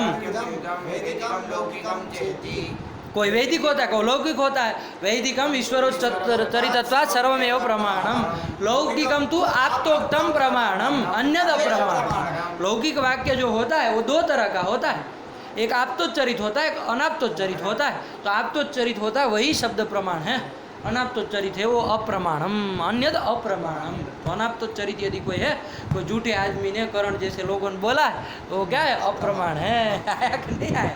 साफ साफ उदाहरण मिल रहा है कि कहीं दूसरी जगह जाएगा, है कि नहीं? चलो चलो घबराओ मत, यही हो गया। तो शब्द प्रमाण कह सकते हो? कब से लगे थे श्रुति शब्द, क्या बोल रहे तुम? हैं? उड़ा दिए सब हैं? है कोई प्रमाण? शब्द भी गया, शब्द प्रमाण भी नहीं है। वरना श्रुति बहुत बढ़िया ढूंढ के लाए थे। द्यावा भूमि जनयन देव एक, द्युलोक और भूमि का जनयता देव एक है, ईश्वर एक है। आप्तवाक्यम प्रमाण। ये कहाँ? कौन आप्तवाक्य? कौन आप्तवाक्य? व्यास है। कौन व्यास? कहा व्यास ने? क्या कहा व्यास ने?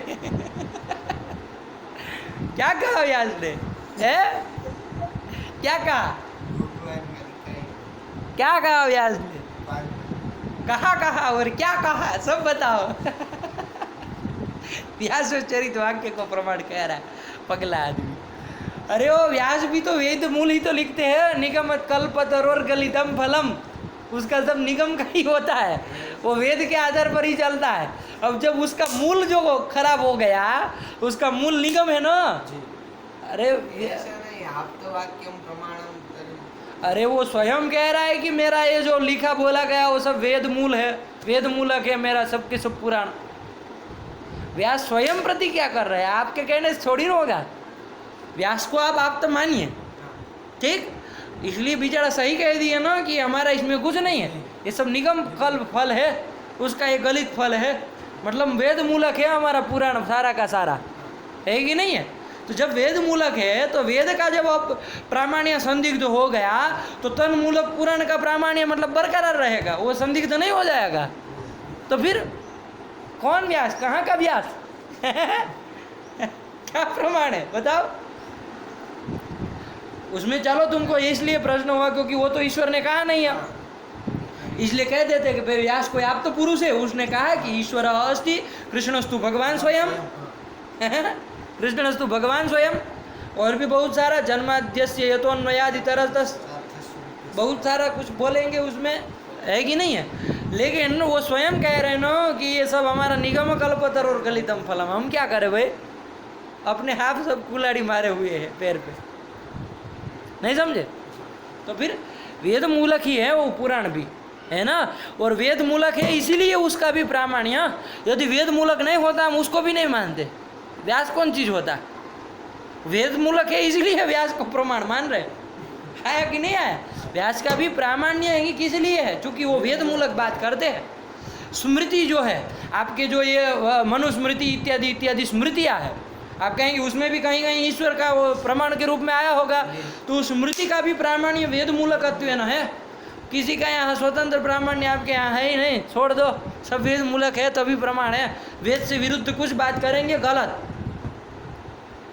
गया उसका काम खत्म हो गया, है कि नहीं है? इसलिए इसमें ईश्वर में प्रमाण ये सब नहीं मान सकते हो, है कि नहीं है? क्योंकि वेद मूलक है उसको प्रमाण नहीं मान सकते, क्योंकि वेद स्वयं संदिग्ध है। क्यों संदिग्ध है? क्योंकि ईश्वर उच्चरित है, ईश्वर स्वयं, ईश्वर में स्वयं में संदेह है, तो उसके द्वारा उच्चरित वेद के प्रामाण्य में संदेह होना स्वाभाविक है, इसमें कोई बड़ी बात नहीं है। वही कह रहे, पढ़ो, श्रुति नाम ईश्वरोच्चरितत्वेन प्रामाण्यात् ईश्वर संदेहे श्रुति प्रामाण्यस्यापि संदिग्धत्वात् न श्रुति ही प्रमाणम। लगा कि नहीं लगा? श्रुति प्रमाण भी नहीं है तो शब्द प्रमाण भी नहीं ना मिला। आया कि नहीं आया? तो प्रत्यक्ष प्रमाण नहीं है, अनुमान प्रमाण नहीं है, शब्द प्रमाण, उपमान का इन्होंने जिक्र नहीं किया। कहना चाहिए कि नहीं कहना चाहिए? उपमान के विषय में लिख रहे, आगे क्या लिख रहे? पढ़ो, अतः सीधे कर रहे, बस हो गया। उपमान का नहीं लिख रहे। अरे बताना चाहिए नापी उपमानम, और हेतु देना चाहिए कि उपमान प्रमाण नहीं है ईश्वर के उसमें, लेकिन नहीं बोल रहा है। क्यों? क्योंकि आपका उपमान प्रमाण ईश्वर को सिद्ध भी नहीं कर सकता है। अरे उपमान प्रमाण से क्या होता है? उपमिति होती है। उपमिति मतलब संज्ञा संगी संबंध ज्ञानम, संज्ञा और संगी दोनों हो तो उन दोनों का संबंध ज्ञान होता है। ये न संज्ञा की सिद्धि कर सकता है न संगी की सिद्धि कर सकता। आया कि नहीं आया? संज्ञा संगीत के संबंध का ज्ञान मात्र करा सकता है उपमान प्रमाण। आया कि नहीं आया? इसके द्वारा ईश्वर सिद्धि कोई नहीं हो सकता। नहीं हो सकती है। बात समझ में आई कि नहीं आई? ये बात है। ठीक है। श्रुतीनाम ईश्वरोच्चरितत्वेन प्रामाण्यम। और दूसरा ये भी कह सकते हो नहीं, इसीलिए नहीं कहा। और ना उपमान का कहना भी हो तो ऐसे ही कह सकते। उपमान मतलब क्या? उपमानम संज्ञा उपमिति संज्ञा संबंध ज्ञान। उपमानम उपमानम उपमितिकरणम उपमानम, सादृश्य का ज्ञान होना, सादृश्य ज्ञान है ना। गो सदृशो गवयः, ये जो सादृश्य ज्ञान हुआ यही तो उपमान है।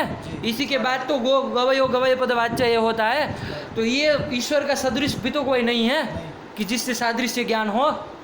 उपमान प्रमाण भी नहीं कह सकते। ईश्वर के सदृश कोई होना चाहिए ना, तब कहे कि इसके सदृश होता है वो ईश्वर होता है। क्योंकि उसके सदृश भी कोई है नहीं कि कहे, है कि नहीं? वो अकेला सर्वज्ञ बना बैठा है, हम क्या करें? है कि नहीं है? कोई दूसरा अपने अलावा सर्वज्ञ रखा होता तो कुछ करते, उसके अतिरिक्त कोई है नहीं, तो हम क्यों बातापत्ति करें? और उपमान प्रमाण से वैसे पदार्थ की सिद्धि नहीं हो सकती। ये बात समझ करके रखो, है कि नहीं है? चलो। तो इसलिए उसका कहा ही नहीं। अतः तो इसका मतलब न प्रत्यक्षम प्रमाणम नापि अनुमानम न ही श्रुति ही प्रमाणम, मतलब शब्द प्रमाण भी नहीं है उसमें। सब में हेतु दिए, सहेतुक सब बातें की है, ध्यान से एक एक पता होना चाहिए। ठीक है ना? इस तरह से ईश्वरे माना भावात ईश्वर नमस्कार रूपम मंगलाचरणम अयुक्तम, ये शंका बरकरार स्थिर हो गए कि नहीं हो गए? ये कर दिया। अतः आह, ऐसी शंका होने पर आह क्या? एतेन इति, एतेन मूल में क्या कहा? एतेन ईश्वरे प्रमाणमपि दर्शितं भवति। एतेन, एतेन मतलब संसारमहि रूहस्य बीजाय, ये कारिकावली में कह देने से ईश्वरे प्रमाणमपि दर्शितं भवति, ईश्वर में प्रमाण भी दर्शित किया गया, दर्शित हो गया संसारमहि रूहस्य बीजाय के द्वारा। एतेन प्रमाणमपि दर्शितं भवति, ये कौन कह रहा है? कहाँ कह रहा है? मुक्तावली में कह रहा है। ठीक है ना? ध्यान रखना, एक खिचड़ी मत पका देना। एतेन ईश्वरे प्रमाणमपि दर्शितं भवति, एतेन मतलब के ना संसारमहि रूहस्य बीजाय, ऐसा कारिकावली में कह देने से ईश्वर में प्रमाण भी बता दिया, प्रमाणमपि दर्शितं भवति। तो ये शंका को दिमाग में रख करके ही उन्होंने ये कहा कि भाई एतेन प्रमाणमपि दर्शितं भवति। किम प्रमाणम दर्शितं भाई एतेन? तो देखो एतेन के बाद पढ़ो एतेन इति प्रमाणम अनुमान रूपम प्रमाणम। प्रमाणम दर्शितम, कौन सा प्रमाण? हम तो सब खंडन करके आए हैं, नहीं प्रत्यक्षम नहीं अनुमानम नापि सब श्रुति ही, ये सब खंडन करके आए। कौन प्रमाणम दर्शितम? संसारमयी रूह से बीजाय से। तो कहा प्रमाणम अनुमान रूपम प्रमाणम, अनुमान रूप प्रमाण यहाँ दर्शितम भवति। आया कि नहीं आया? यही वो कर दिया। अब मूल पढ़ लो चलो। एतेन प्रमाणम ईश्वरे प्रमाणमपि दर्शितम भवति, ये लगा कि नहीं लगा? मूल समझ में आया ना? हाँ चलिए। तथा ही, अब तथा ही करके वो जो अनुमान प्रमाण दर्शित किया संसार मही रूह से बीजाय सूचित किया था ना, अब उसको तथा ही करके खोल रहा है कि कैसे अनुमान इसके द्वारा दर्शित किया, सूचित किया। तो कैसे किया? तो तथा ही करके अब पूरा अनुमान का वो समझा रहे हैं। क्या कह रहे? पढ़ो। यथा तथा ही यथा घटाधिकार्यं कर्तृजन्यं तथा चित्यं पुराधिकं कमपि, ये कर दिया। यथा घटाधिकार्यम कर्तृजन्यम, ये घटादि सब कार्य है कि नहीं है? कार्य है कि नहीं? कार्य किसको कहते हैं? कार्य प्रागभाव प्रतियोगी, जो पैदा होता है उसी का तो प्रागभाव होता है। तो प्रागभाव प्रतियोगी जो होता है, जैसे घट प्रागभाव होता है कि नहीं होता? घट उत्पत्ति के पूर्व में घट प्रागभाव होता है ना, इसलिए घट को क्या कहा जाएगा? कार्य कहा जाएगा। घट प्रागभाव का प्रतियोगी जो होता है वो सब कार्य होता है। मतलब मोटे मोटे से कह दो कि जिसकी उत्पत्ति होती है वो सब कार्य होता है। आया कि नहीं आया? तो घटादि कार्यम, ये घटादि सब कार्य है कि नहीं है? तो जो भी घटादि कार्य है वो सब कैसे है? कर्तृजन्य है, किसी कर्ता के द्वारा जन्य है, किसी कर्ता के द्वारा पैदा हुए हैं। आया कि नहीं आया? बिना कर्ता के हो सकते हैं? जो भी घटादि का घट जैसे है तो कोई कर्ता से जन्य है ना, कुलाल कोई कर्ता है कि नहीं उसका? जैसे पट कार्य है तो वो पट कार्य भी किसी कर्तृजन्य है कि नहीं है? कौन करता है उसका? वो तंतुवाय, तंतुवाय है ना, तो ऐसे ऐसे जो भी कार्य है घट आदि आदि से सब ले लेना, जो भी कार्य है वो सब कार्य कैसे होते हैं? कर्तृजन्य होते हैं। होते हैं कि नहीं होते हैं? तथा क्षिति अंकुरादिकम अपि, क्षिति, क्षिति मतलब पृथ्वी, पृथ्वी, ये जो पृथ्वी आपको इतनी बड़ी दिख रही है वो पृथ्वी, वो भी क्या होगी? कर्तृजन्यम, कर्तृजन्या होगी। अंकुर, अंकुर, अंकुर मतलब बीज, बीज होता है कि नहीं बीज है? वो भी किसी कर्ता के द्वारा, वो भी कार्य है कि नहीं है? वो भी कार्य है, वो भी पैदा होता है। एक क्षिति है, पृथ्वी भी पैदा हुई है, तो वो भी क्या है? कार्य है। तो वो भी किसी कर्ता के द्वारा जन्य होगी, यही बात बताना चाह रहे हैं। क्या? तथा इसे पढ़ो। तथा तथा हि यथा घटादिकार्यं कर्तृजन्यं तथा क्षित्यंकुरादिकमपि इति। आया कि नहीं आया? क्षित्यंकुरादिकम अपि कर्तृजन्यम, आया कि नहीं आया? अब आप कहेंगे इससे ईश्वर का सिद्धि कहाँ हुई? अरे घटादि कार्य कर्तृजन्य है, कुलालादि से जन्य है। वैसे क्षिति अंकुर भी किसी कर्ता होगा, कोई कुलालादि की तरह उससे जन्य होगा। आप जैसे मेरे जैसे किसी ने बना दिया होगा, तो उसके लिए लिख रहे हैं। पढ़ो आगे। न च तत्कर्तृत्वम् अस्मदादि नाम संभवती तत्कर्तृत्वम क्षिति अंकुरादि कर्तृत्वम नहीं अस्मदादि नाम संभवती। हम लोगों के द्वारा क्षिति अंकुर नहीं बनाया जा सकता। हम घट बना सकते हैं, पट बना सकते हैं, कुर्सी टेबल ये सब बना सकते हैं, ये पृथ्वी को बना सकते हैं क्या? अरे आपका मोदी रोड बना सकता है कि पृथ्वी बना देगा? है, और डामर का वो रोड जो बनता है वो बना सकता है कि नहीं है? रोड बना सकते हैं, लेकिन ये जो पृथ्वी दिख रही है इतनी विशाल, वो कोई बना सकता है? हम जैसे लोग कोई, वही कह रहे हैं न च तत्कर्तृत्वम अस्मदादि नाम संभवती। वो कार्य है इसलिए कर्तृजन्य होगा, ये आप मान रहे हैं, लेकिन उसका कर्ता हम जैसे लोग नहीं हो सकते हैं। ये 100% सही है कि नहीं है? तो न च तत्कर्तृत्वम क्षिति अंकुरादि का कर्तृत्वम अस्मदादि नाम संभवती इति इत्यतस् तत्कर्तृत्वेन ईश्वर सिद्धिः इति तत्कर्तृत्वेन, इसलिए तत्कर्तृत्वेन मतलब क्षिति अंकुरादि कर्तृत्वेन किसकी सिद्धि होगी? ईश्वर सिद्धि, ईश्वर सिद्धि हो जाएगी। ये ईश्वर सिद्धि इस तरह से करते हैं। इतने शब्दों में कर दिया ईश्वर सिद्धि, है कि नहीं है? है कि नहीं? ये तेना प्रमाणम अपि दर्शितम भवति, तथा ही करके समझा दिए, है कि नहीं? क्या? यथा कार्यम कर्तृजन्यम तथा क्षित्यंकुरादिकम अपि न च तत्कर्तृत्वम अस्मदादीनां संभवति इति यतः तत्कर्तृत्वेन ईश्वर सिद्धि। ईश्वर की सिद्धि हो जाए। हम जैसे लोगों से तो क्षिति अंकुर नहीं ना, अंकुर हम नहीं ना बना सकते भाई, अंकुर नहीं ना बना सकते, है कि नहीं है? अंकुर हम लोगों का काम नहीं है, हम लोग नहीं अंकुर बना सकते, है कि नहीं? हम लोग इतनी बड़ी विशाल पृथ्वी नहीं बना सकते। तो क्षिति अंकुर आदि का ये हम लोगों का कार्य नहीं है, हम लोगों से संभव नहीं है। इसलिए तत्कर्तृत्व न कोई व्यक्ति होगा, वही ईश्वर है। तत्कर्तृत्व न ईश्वर सिद्धि ही, यही उन्होंने कह दिया। अब इसमें यथा घटादि कार्यम कर्तृजन्यम तथा क्षित्यंकुरादिकम, अभी ये कहा, इसमें अनुमान का आकार कैसे बनाओगे? ऐसे बना लो, क्षित्यंकुरादिकम कर्तृजन्यम कार्यत्वात्। क्या कर लोगे? क्षित्यंकुरादिकम कर्तृजन्यम कार्यत्वात्। यही कहा था ना, घटादि कार्यम कर्तृजन्यम, मतलब जहाँ जहाँ कार्यत्व होगा वहाँ वहाँ कर्तृजन्यत्व होगा। मतलब कार्यत्व को हेतु बना रहे, यही समझ में नहीं आ रहा? आ रहा है कि नहीं आ रहा है? यथा घटादि कार्यम कर्तृजन्यम, मतलब घटादि जो कार्य है वो कर्तृजन्य है, मतलब जो जो कार्य होगा वो कर्तृजन्य होगा। मतलब यत्र यत्र कार्यत्व तत्र तत्र, तो यत्र यत्र जो आया वो हेतु है ना, तो कार्यत्व को हेतु बना लो, कर्तृजन्यत्व को साध्य बना लो, क्षित्यंकुरादिक को पक्ष बना लो। क्या बन गया?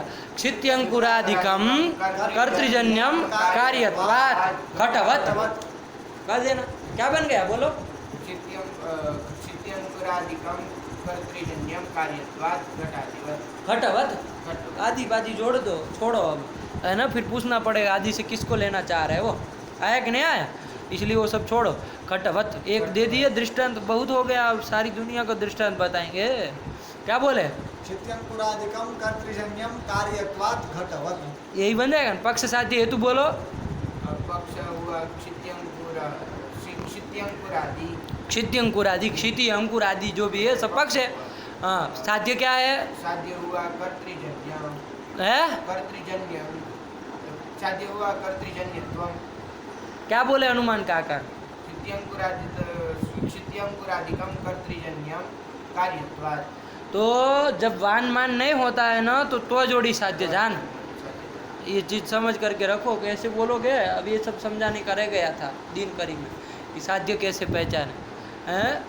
अरे वान मान नहीं होता है तो जोड़ी साध्य जान, और वान मान रहता है तो उसको छोड़ी साध्य जान, है कि नहीं है। तो फिर यहाँ वान मान नहीं ना है, कर्तृजन्य बोल रहे तो फिर तो जोड़ना कर्तृजन्यत्वं ये साध्य, और हेतु हेतु कार्यत्व, और दृष्टांत दृष्टांत हुआ घट। घट हो गया, उदाहरण घट हो गया, दृष्टांत घट हो गया कि नहीं, क्या हुआ साध्य पक्ष हेतु क्षित्यंकुरादिक साध्य पक्ष हो गया।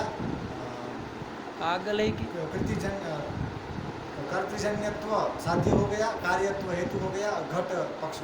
वो बोलता है बड़ी ढींगे मारते हो, अपना तो कुछ एक सही नहीं निकल रहा है। क्षित्यंकुरादिक साध्य कह रहा है, पागल तरीका। क्या बोले, क्षित्यंकुरादि साध्य है, देखो क्षित्यंकुरादि पक्ष है, विक्षिप्त हो गया। कर्तृजन्यत्व साध्य है, कार्यत्व हेतु है, घट पक्ष।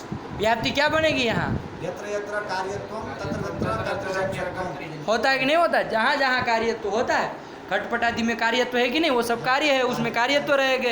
अरे जो पहले होने वाला सब कार्य है उसमें कार्यत्व रहेगा। तो जो यत्र यत्र कार्यत्वम तत्र तत्र कर्तृजन्यत्वम यथा घट हो जाएगा। जहाँ जहाँ कार्यत्व नहीं है और जहाँ जहाँ कर्तृजन्यत्व अभाव वहाँ वहाँ कार्यत्व अभाव, ये भी तो हो जाएगा। जहाँ जहाँ कर्तृजन्यत्व अभाव है तत्र व्यतिरेक व्याप्ति नहीं हो जाएगी। अरे व्यतिरेक व्याप्ति क्या होगी, यत्र यत्र कर्तृजन्यत्व अभाव तत्र तत्र कार्यत्व अभाव। जैसे यथा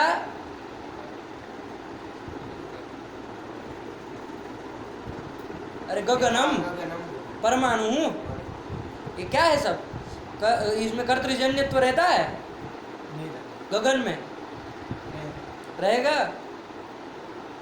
गगन कैसा पदार्थ है, विभु है। फिर तच्च एकम,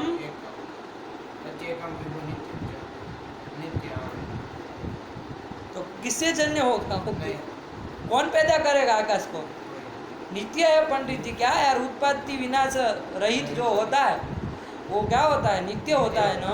तो वही तो उत्पत्ति है ही नहीं, उसकी कौन होगा। तो कर्तृजन्यत्व अभाव वहाँ रहेगा कि नहीं, वहाँ कार्यत्व अभाव भी है कि नहीं है। तो चलिए हो गया, यत्र यत्र कार्यत्वम तत्र तत्र कर्तृजन्यत्वम यथा घट। व्याप्ति बन गए कि नहीं बन गए, चलिए कोई दिक्कत नहीं ना है। यही अनुमान है, अनुमान का आकार बोल लो दोनों लोग। क्षित्यंकुरादिकम घटवत, यही अनुमान के, यही प्रदर्शित सूचित किया संसार मही रहस्य बीजाय। आया कि नहीं आया। तो आप कहेंगे ये कार्यत्व हेतु से तो केवल कर्तृजन्य तो सिद्ध हुआ क्षित्यंकुरादिक में, ईश्वर सिद्धि तो फिर भी नहीं ना हुई।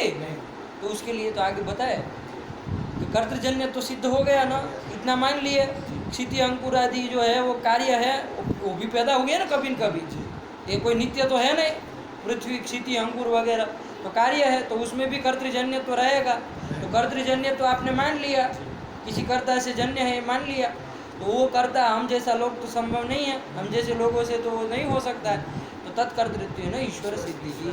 आया कि नहीं आया, कैसे करना है ईश्वर सिद्धि, हो गया। यही वो ईश्वर सिद्धि का पूरा रहस्य हार्द यही है। यही उन्होंने कहा, ये तेन प्रमाणमपि दर्शितम भवति। एक बार पढ़ लो, यथा घटाधिकार्यम कर्तृजन्यम तथा क्षित्यंकुरादिकमपि इति। ये ईश्वर में उन्होंने प्रमाण दिया, अनुमान प्रमाण है कि नहीं है। अनुमान का आकार बना लेना अपने से, ठीक। चलो फिर बोलो। न च तत्कर्तृत्वम् अस्मदादीनां संभवति इत्यतस्तत्कर्तृत्वेन ईश्वर सिद्धिः। इति तत्कर्तृत्वेन ईश्वर सिद्धिः। हाँ है, प्राकृत प्राकृत नहीं पढ़ाते हैं। ज्योतिष भी अभी तो कोई पाठ नहीं चल रहा है ज्योतिष का, व्याकरण का चल रहा है अभी पाठ, और न्याय का चल रहा है, 2 पाठ चल रहा है। न्याय दर्शन का, न्याय दर्शन ये कणाद गौतम का न्याय दर्शन, व्याकरण चल रहा है। लघु सिद्धांत कौमुदी चल रही है।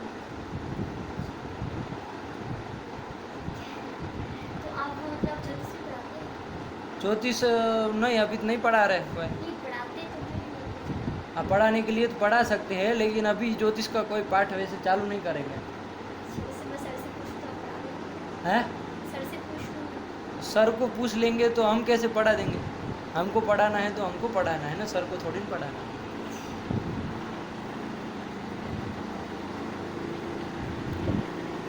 हाँ चलिए। संभवती तत्कर्तृत्वेन ईश्वर सिद्धि ही। आया कि नहीं आया?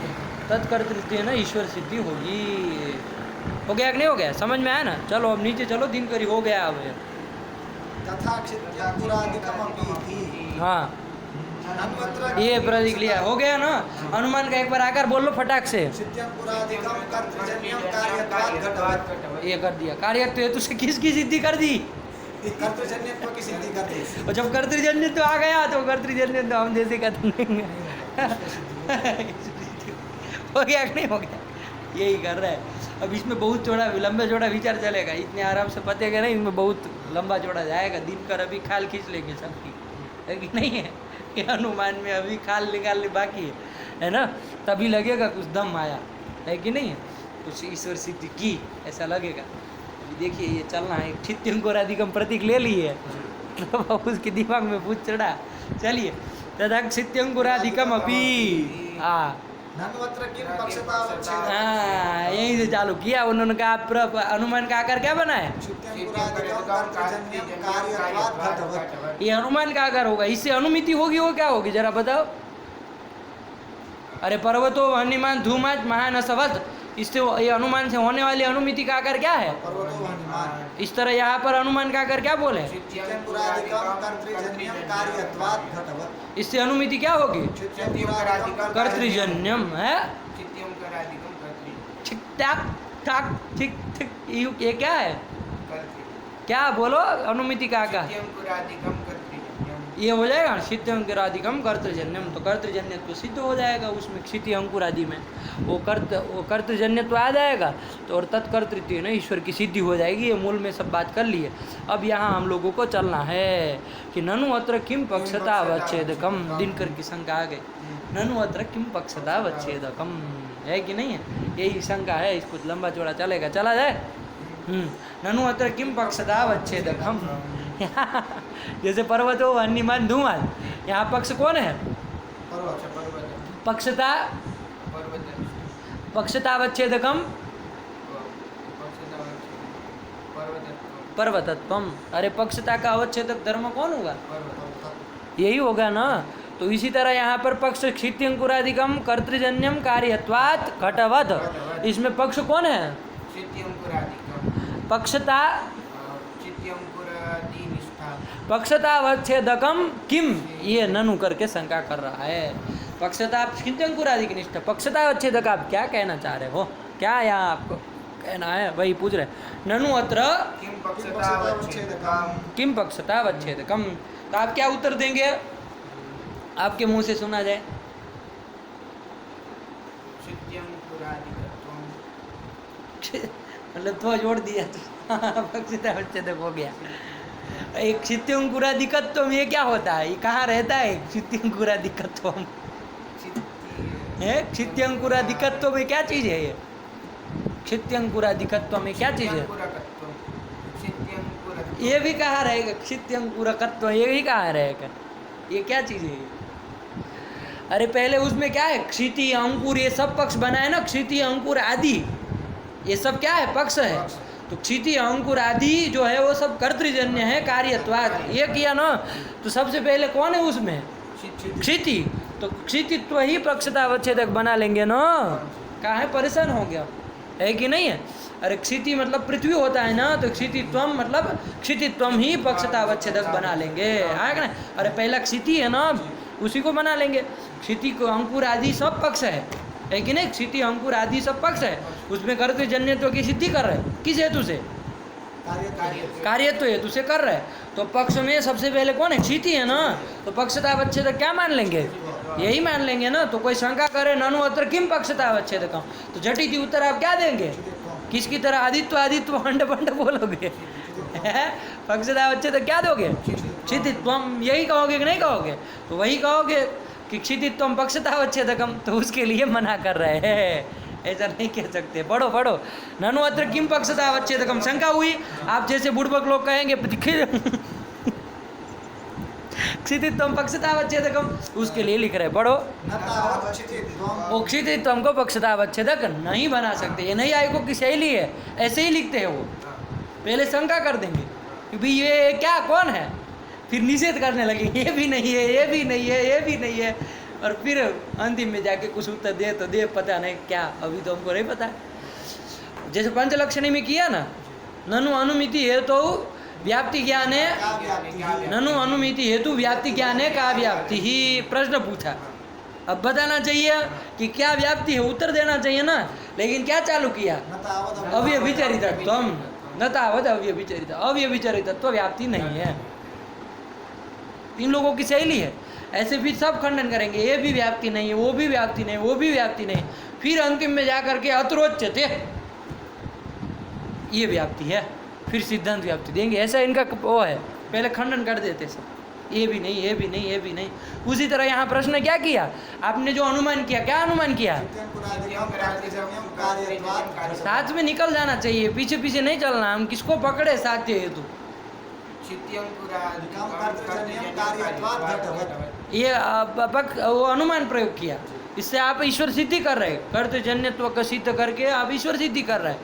हमको ये बताइए यहाँ पक्षतावच्छेदक क्या है? ननु अत्र किम पक्षतावच्छेदकम, ननु अत्र, अत्र मतलब अस्मिन अनुमाने, इस अनुमान में पक्षतावच्छेदक क्या है? तो क्या कहा? जटिति उत्तर यही आ रहा था, क्षितित्व, तो उसके लिए न तावत क्षितित्व को पक्षतावच्छेदक नहीं कह सकते हैं। न तावत अव्य, न वहाँ था ना, न तावत अव्यभिचरितत्वम, उसी तरह न तावत क्षितित्वम, वो पक्षतावच्छेदक नहीं कह सकते। क्यों नहीं कह सकते? हेतु बताओ, हेतु दे रहे।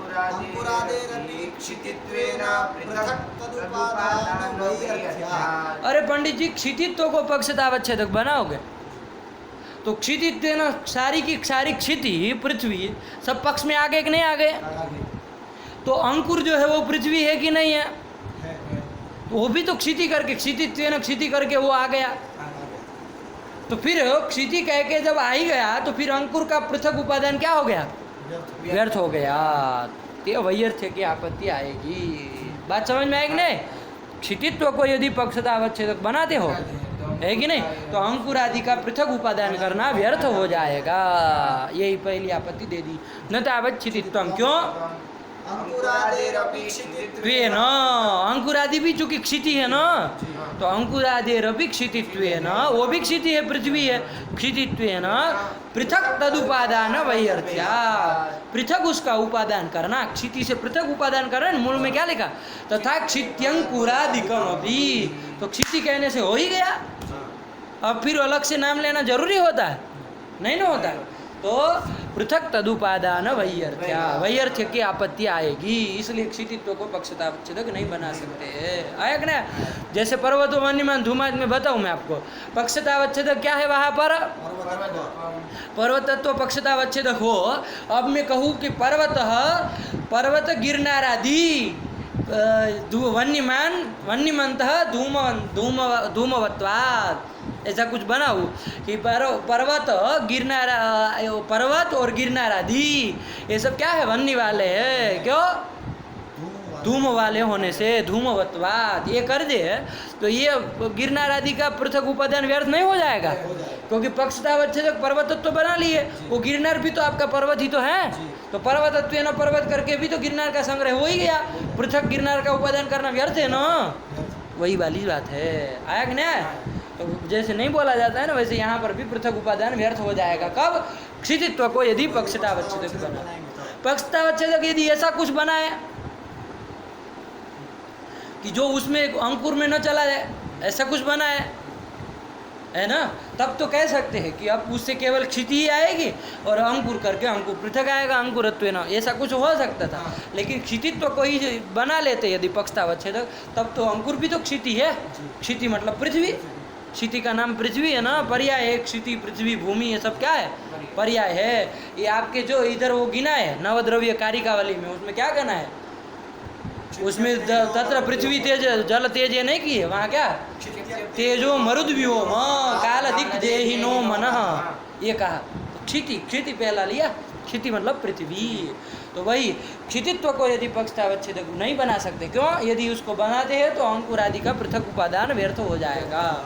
वही कहा न तावत न तावत् क्षितित्वम् अंकुरादिरपि क्षितित्वेन पृथक् तदुपादान वैयर्थ्यात्। वैयर्थ्यात्। आगे आगे आ गया, आगे क्या कह रहे हैं? किंच क्षितित्व सामानाधिकरणेन साध्यसिद्धेरुद्देश्यत्वे दृष्टान्ते घटादावंशतः सिद्ध साधनम्। ये अब किंच करके दूसरे दोष दे रहे हैं। मतलब क्षितित्व को यदि पक्षतावच्छेदक बनाते हैं तो ये भी दोष है, किंच करके दोषांतर दे रहे हैं, दूसरे दोष भी दे रहे हैं। एक तो दोष दे दिया अंकुर आदि का पृथक उपादान व्यर्थ हो जाएगा, एक किंच करके और भी दोष दे रहे हैं। कब? यदि क्षितित्व को पक्षतावच्छेदक बनाएंगे तब, है कि नहीं है? और दोष दे करके कहेंगे क्षितित्वम न पक्षतावच्छेदकम, तो कौन होगा? तो उत्तर देना पड़ेगा, तो देखा जाएगा, वो सब विचार चलेगा। लेकिन वो किंच का दोष समझे उसके पहले ये बात समझनी जरूरी है। थोड़ी सी बात समझ लो, बस इसी के साथ पाठ खत्म करना है। ये बात समझ करके फिर आप लोग पधारिए और कल फिर लगा करके आइएगा, तो फिर ये किंच से चलेंगे, ठीक है ना? क्या समझना है? अनुमिति हमारे यहाँ दो तरह की होती है। क्या होती है? दो प्रकार की अनुमिति होती है। क्या होती है? की अनुमिति होती है। कौन कौन? एक होती है पक्षतावच्छेदकावच्छेदेन अनुमिति, और एक होती है पक्षतावच्छेदक सामानाधिकरण्येन अनुमिति। क्या? एक होती है पक्षतावच्छेदकावच्छेदेन अनुमिति और एक होती है पक्षतावच्छेदक अधिकरण्येन अनुमिति। आया कि ना? क्या?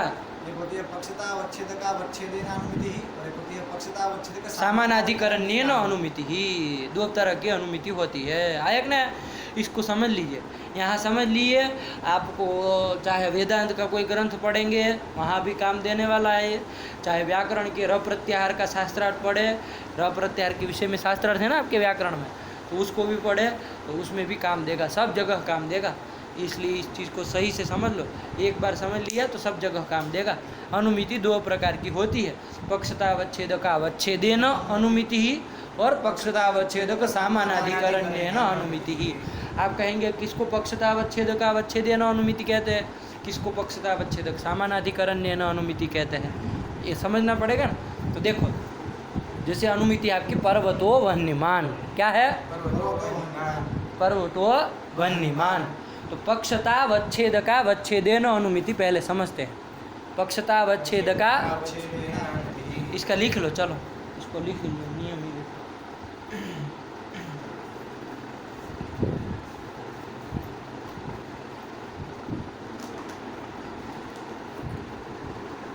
याद रखना इसको, कभी भूलना नहीं है इस चीज़ को, है ना? दो तरह की अनुमितियाँ सब जगह जरूरत पड़ती है, सब जगह चूँकि इस तरह का विचार आता है। इधर र प्रत्याहार र पढ़े हो कि नहीं पढ़े हो? र प्रत्याहार तो उसमें नहीं आया ये? क्या अनुमिति की वहाँ पर? क्या अनुमान? चलिए, अब पढ़े कि नहीं र प्रत्याहार? चलिए, समय क्या हुआ देखो, ज़रा लंबा ना हो जाए। हाँ, 11:15, 7:30 बजे से चल रहे, 11:15। बोलते भी तो नहीं आप लोग, पानी भी नहीं पिलाते बीच में। चलिए लिखिए, पक्षतावच्छेदकावच्छेदेन अनुमिति का पढ़िए, लो लिखिए। पक्षतावच्छेदक पक्षतावच्छेदकावच्छेदेन अनुमिति और पक्षतावच्छेदक सामानाधिकरण्येन अनुमिति ही। अब पक्षतावच्छेदकावच्छेदेन अनुमिति का वो लिख लो, कौन पक्षता? यत्र पक्षतावच्छेदक व्यापकत्वम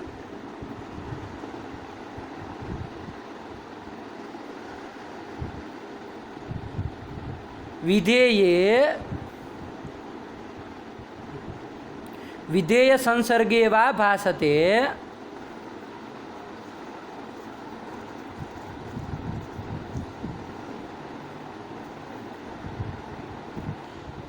सा पक्षतावच्छेदकावच्छेदेन अनुमितिः यत्र अनुमितौ पक्षतावच्छेदक व्यापकत्वं विधेये विधेय संसर्गे वा भासते सा अनुमितिः पक्षतावच्छेदकावच्छेदेन अनुमितिः। हो जाएगी ना? बोलो क्या लिखे? यत्रानुमितौ पक्षतावच्छेदक व्यापकत्वं विधेये विधेय संसर्गे वा भासते सानुमितिः पक्षतावच्छेदकावच्छेदेन अनुमितिः। क्या बोलो? यत्र अनुमितौ पक्षतावच्छेदक व्यापकत्वं विधेये विधेय संसर्गे वा भासते सा अनुमितिः पक्षतावच्छेदकावच्छेदेन अनुमितिः। आया कि नहीं आया? जिस अनुमिति यत्र अनुमितौ जिस अनुमिति में पक्षतावच्छेदक व्यापकत्वम विधेय में भाषित हो, जैसे एक बार देख लिया जाए पर्वतो वन्यमान, ये अनुमिति है, ठीक है ना? पर्वतो वन्यमान। अब यहाँ पर ये पर्वतो वन्यमान मतलब पर्वत वन्य वाला है। तो यहाँ पर आपका मान लीजिए ऐसी विवक्षा हो कि सारे के सारे पर्वत वन्यमान है, क्या सारे के सारे पर्वत ये यदि हो गए, ये आपका अनुमिति में ये विवक्षा है। तो इसमें देखिए पक्षता यहाँ पर पर्वत को उद्देश्य करके क्या विधान किया जा रहा है? तो विधेय कौन है? वन्य है। और विधेय का संसर्ग क्या है? संयोग संसर्ग है। विधेय कौन है? संसर्ग वह संयोग है, ठीक है ना? इतनी बातें ध्यान के रखो। चलो अभी देखो पक्ष कौन है? पक्षता पक्षतावच्छेदकम पक्षतावच्छेदकम पर्वतत्वम हुआ। पक्षतावच्छेदक व्यापकत्वम विधेये भासते। पक्षतावच्छेदक पर्वतत्व उसका व्यापकत्व विधेय में, मतलब पक्षतावच्छेदक का व्यापक यदि विधेय होता हो तो वो अनुमिति क्या कहलाती है? पक्षतावच्छेदेन अनुमिति का है। मतलब यत्र यत्र पर्वतत्वम तत्र तत्र वन्यः, ऐसा यदि वहाँ पर भाषित होता हो। यत्र यत्र पर्वतत्वम, यत्र यत्र पर्वतत्वम, पर्वतत्व कहाँ रहता है? सकल पर्वत में। वहाँ वहाँ वन्यः, ऐसा यदि भाषित उसमें होता हो तो वहाँ पर वो अनुमिति कैसी कहलाएगी? यही कहलाती है। बात समझ में आएगी नहीं? पक्षतावच्छेदकावच्छेदेन अनुमितिः। पक्षतावच्छेदक पर्वतत्व हुआ है कि नहीं? उसका व्यापकत्व विधेय में भाषित हो चाहे विधेय संसर्ग में। अरे विधेय में भाषित हो चाहे विधेय संसर्ग में, एक ही बात है ना? अरे यत्र यत्र पर्वतत्वम तत्र तत्र वन्य ही कहो, चाहे वन्य संयोग कहो। अरे वन्य जहाँ रहेगा वहाँ वन्य संयोग भी तो रहेगा। तो यही तो इसलिए विधेय संसर्ग भी होता है कि नहीं? यही। लेकिन केवल विधेय भी कहो तब भी काम चल जाएगा, है कि नहीं है? लेकिन विधेय संसर्ग में भी व्यापकत्व जाएगा तब भी काम चल जाएगा। तो अभी चल गया। यत्र अनुमितौ पक्षतावच्छेदक व्यापकत्वम विधेये भासते, विधेय में भाषित होता हो तो मतलब पक्षतावच्छेदक पर्वतत्व हुआ, उसका व्यापकत्व विधेय में भाषित हो, मतलब पक्षतावच्छेदक की अपेक्षा व्यापक विधेय होता हो। तो पक्षतावच्छेदक कौन है? पर्वतत्व। उसकी अपेक्षा व्यापक विधेय, विधेय कौन है? वन्य। तो पर्वतत्व की अपेक्षा व्यापक यदि वन्य होता हो तो ये अनुमिति को क्या कहा जाएगा? है कि नहीं है? तो यहाँ पर यदि व्यापक मतलब कैसे करोगे? यह व्यापक वन्य को कहना है तो उसको बाद में रखना, यत्र यत्र त्वम तत्र तत्र वन्य। मतलब जहाँ जहाँ पर्वतत्व है सकल पर्वतों में वहाँ सब जगह वन्य का यदि भाषित हो रही है तो वहाँ पर क्या वो अनुमिति कहलाएगी? पक्षतावच्छेदकावच्छेदेन अनुमिति कहलाती है। बात समझ में आई कि नहीं? ये तो पक्षतावच्छेदकावच्छेदेन अनुमिति हुई। अब मान लीजिए वही पर्वतो अन्यमान अनुमिति है, ये अपनी विवक्षा के अधीन रहता है। आप कैसी विवक्षा के द्वारा आप कहना चाह रहे हैं, ठीक है ना? यदि आपकी विवक्षा है सारे के सारे पर्वत में आप वन्य नहीं कहना चाह रहे, आप किसी एक पर्वत में वन्य कहना चाह रहे है कि नहीं? जो सामने एक पर्वत है उसमें वन्य है, ऐसा आप विधान कर रहे हैं, तो वहाँ पर पक्षतावच्छेदक व्यापकत्व भाषित हो गया वही वन्य में। वहाँ पक्ष यत्र यत्र पर्वतत्व तत्र तत्र वन्य बन रहा है। वन्य तो पर्वतत्व तो सकल पर्वत में, वन्य का भाषित कहाँ कर रहे? वन्य का विधान कहाँ कर रहे? केवल एक सामने जो पूर्ववर्ती पर्वत है उसी में कर रहे, तो व्यापकत्व नहीं ना हुआ है।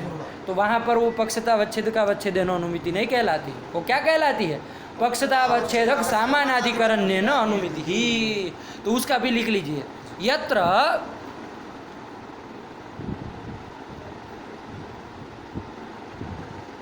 अनुमितौ, यत्र का अर्थ ही अनुमितो है, न भी लिखो तो समझ करके रखना। यत्र पक्षतावच्छेदक सामानाधिकरण्यम, पक्षतावच्छेदक सामानाधिकरण्य मात्रम विधेये विधेय संसर्गे वा भासते,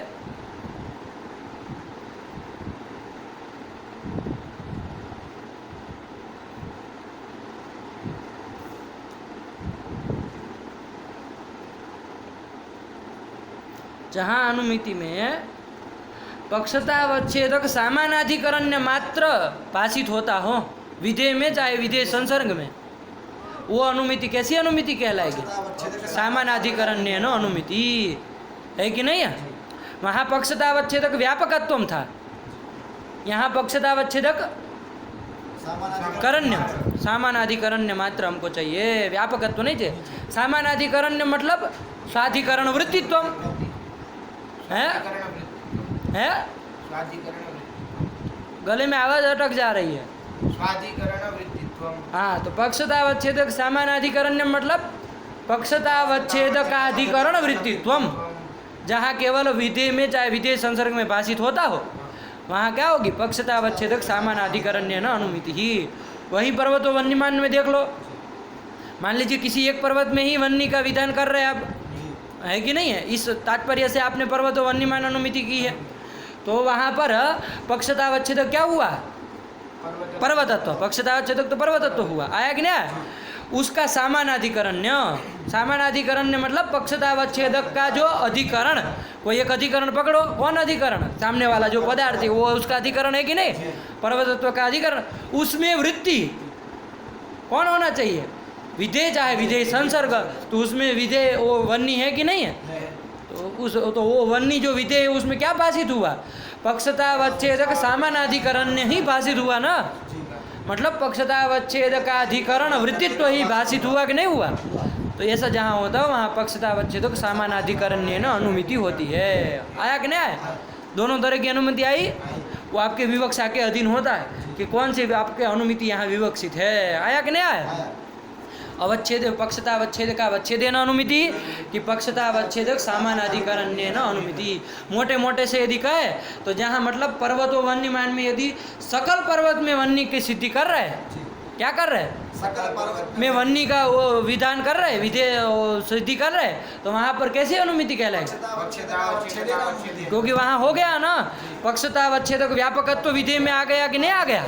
अरे यत्र यत्र पर्वतत्वम तत्र तत्र, तो मतलब जहाँ जहाँ पर्वतत्व है सकल पर्वत में वहाँ सब जगह वन्नी, मतलब सारे के सारे पर्वत में यदि वन्नी की सिद्धि करनी हो तो वहाँ पर पक्षतावच्छेदक अवच्छेदेन अनुमिति। और जहाँ पर पक्षतावच्छेदक व्यापकत्व नहीं, सामानाधिकरण्य मात्रम मतलब पक्षतावच्छेदक के एक अधिकरण में जहाँ वन्नी की सिद्धि करनी हो, पक्षतावच्छेदक पर्वतत्व उसके अधिकरण तो बहुत सारे हैं, लेकिन किसी एक ही अधिकरण में एक ही पर्वत में यदि आपको वन्नी की सिद्धि करनी है तो वहाँ पर क्या कहलाएगी? पक्षतावच्छेदक सामानाधिकरण्य न अनुमिति कहलाएगी। नहीं समझ में आया? साहब है कोई दिक्कत? बोलो पक्षतावच्छेदक अवच्छेदेन अनुमिति का हो। यत्र अनुमितो पक्षतावच्छेदक व्यापकत्वम विधेय संसर्गे वा भासते सा अनुमितिः पक्षतावच्छेदकावच्छेदेन न अनुमिति ही। पक्षतावच्छेदक सामानाधिकरण्य न अनुमिति मतलब पंडित जी यत्रानुमितो पक्षतावच्छेदक सामानाधिकरण्य मात्रं भासते सा अनुमितिः। कुत्र भासते? ये तो बोले ही नहीं दद्दा। यत्रानुमितो पक्षतावच्छेदक सामानाधिकरण्य मात्रं विधेय विधेय संसर्गे वा भासते सा अनुमितिः। आया कि नहीं आया? पक्षतावच्छेदक सामानाधिकरण्य पक्षतावच्छेदक व्यापकत्व कहेंगे तो जहाँ जहाँ पक्षतावच्छेदक होगा वहाँ वहाँ सब जगह विधेय होना चाहिए, मतलब सारे के सारे पक्ष में विधेय होना चाहिए। आया कि नहीं? और पक्षतावच्छेदक सामानाधिकरण मतलब पक्षतावच्छेदक का अधिकरण कोई एक, उसमें केवल वो विधेय का वो कर रहे हैं, सिद्धि कर रहे हैं, तो वहाँ पर पक्षतावच्छेदक सामानाधिकरण्य न अनुमिति। ये पंक्ति याद रखनी है, कभी जिंदगी में नहीं भूलेंगे कि पक्षतावच्छेदक अवच्छेदेन अनुमिति क्या होती है, पक्षतावच्छेदक सामानाधिकरण्य न अनुमिति क्या होती है। आया कि नहीं? नहीं समझ में आया? कुछ पूछना चाह रहे हो? नहीं पूछना चाह रहे हो? चलो, जैसे हमने कहा पृथ्वी गंधवती अनुमिति की, पृथ्वी गंधवती पृथ्वीत्वाद हेतु जो भी देना हो दे देंगे, अनुमान कर दिया। और पृथ्वी गंधवती अनुमिति कर दी। ये अनुमिति कैसी अनुमिति है? अवच्छेदेन अनुमिति। वो हमारी विवक्षा के ऊपर रहेगा। अभी मोटे मोटे से तो यही लग रहा है पक्षतावच्छेद का अवच्छेदन अनुमिति है, और वैसे है भी, ऐसा है भी, है कि नहीं है? ऐसा ही हम करना विचार है, लेकिन हमारी विवक्षा के ऊपर अधीन है। यहाँ जैसे पृथ्वी गंधवती कहा, पक्ष कौन है? पक्षता पक्षतावच्छेदकम पृथ्वीत्व हुआ। ये पृथ्वीत्व व्यापकत्व यदि विधेय में भाषित हो, विधेय कौन है? गंध। उसमें यदि भाषित हो, चाहे विधेय संसर्ग में, विधेय में चाहे विधेय संसर्ग में, विधेय संसर्ग कौन होगा? गंध समवाय। आया कि नहीं आया? विधेय का संसर्ग कौन है? गंध समवाय। तो वो समवाय में चाहे भाषित हो, चाहे गंध में भाषित हो, चाहे गंध समवाय में भाषित हो, तो वहाँ पर क्या कहलाएगा? तो देखो पक्षतावच्छेदक पृथ्वीत्व, पृथ्वीत्व जहाँ जहाँ है वहाँ वहाँ गंध है, ऐसा यदि भाषित हो रहा है कि नहीं? मतलब पृथ्वीत्व जहाँ जहाँ है, कहाँ कहाँ? सारी पृथ्वी में, वहाँ सब जगह गंध है। यदि ऐसी विवक्षा हो तो वो कौन सी अनुमिति हुई? बात समझ में आई कि नहीं? इसी स्थल में देख लो, यदि हमारी विवक्षा हो कि पृथ्वीत्व का अधिकरण कोई एक, सारी की सारी पृथ्वी ना ली, केवल एक कोई घट है ना, उसमें गंध है, ऐसा हमारी विवक्षा हो, तो यही अनुमिति है। वो क्या कहलाएगी? आया कि नहीं आया? क्योंकि इसमें व्यापकत्व भाषित नहीं ना हो रहा है। यत्र यत्र पृथ्वीत्वम तत्र तत्र गंध में, वो विधेय में वो भाषित नहीं ना, व्यापकत्व विधेय में भाषित नहीं हो रहा है। अरे गंध पृथ्वीत्व व्यापकत्व गंध में भाषित नहीं ना हो रहा है। हम तो केवल पृथ्वीत्व के अधिकरण जो घट है उसी एक में केवल गंध के वो सिद्धि कर रहे हैं। तो पृथ्वीत्व व्यापकत्व गंध में भाषित नहीं ना हुआ। यत्र यत्र पृथ्वीत्व वो तो घटादि से अतिरिक्त में भी है, वहाँ गंध कहाँ भाषित हो रहा है? हम तो केवल घट में ही सिद्ध कर रहे हैं। तो ये पक्षतावच्छेद का अवच्छेदन अनुमिति नहीं होगी। आया कि नहीं आया? यहाँ पर क्या हो रहा है? पक्षतावच्छेदक सामानाधिकरण्य मात्र भाषित हो रहा है। पक्षतावच्छेदक सामानाधिकरण्य मतलब पक्षतावच्छेदकाधिकरण वृत्तित्व, केवल उसमें गंध में भाषित हो रहा है। पक्षतावच्छेदक कौन है? पृथ्वीत्व। उसका अधिकरण कौन होगा? कोई एक घट, उसका तो उसमें वृत्ति गंध है, वृत्तित्व जो है वो गंध में भाषित हो रहा है। ऐसी यदि विवक्षा हो तो वहाँ पक्षतावच्छेदक सामानाधिकरण्य अनुमिति कहलाएगी। मतलब सारी की सारी पृथ्वी में यदि गंध की अनुमिति कर रहे हो तब तो पक्षतावच्छेद का अवच्छेद है ना अनुमिति। और कोई यथकिंचित पृथ्वी में यदि गंध की सिद्धि कर रहे हो तो वो आपकी विवक्षा के अधीन है। आप क्या कहना चाह रहे हो हमको पूछे, आपको पूछा जाएगा हर जगह कि आप क्या चाहते हैं, है कि नहीं है? पक्षतावच्छेद का अवच्छेदन अनुमिति है कि पक्षतावच्छेदक सामानाधिकरण है ना अनुमिति है। तो ये दोनों चीज़ अच्छे से लगा करके आओ, दोनों प्रकार की अनुमिति को, और पूर्व में जो पाठ चला सब लगा करके आइए। इसी के आधार पर ये पक्षतावच्छेद का अवच्छेदन अनुमिति मानेंगे तो ये दोष आएगा, पक्षतावच्छेदक सामानाधिकरण अनुमिति मानेंगे तो ये दोष आएगा। यही किंच करके दोष दे रहे हैं। आया कि नहीं आया? ठीक है ना? चलिए अभी रखा जाए। सृष्टो व्यासर्ग रूपा जगदवन विधौ पालनीया च रौद्री संहारे चापि यस्या जगदिदमखिलं क्रीडनं या पराख्या पश्यन्ति मध्यमाथो तदनु भगवती वैखरी वर्णरूपा शास्मद्वाचं प्रसन्ना विधिहरिगिरिशा राजितालङ्करोतु भगवत्यै नमः। पराम्बिकायै नमः। अस्तु।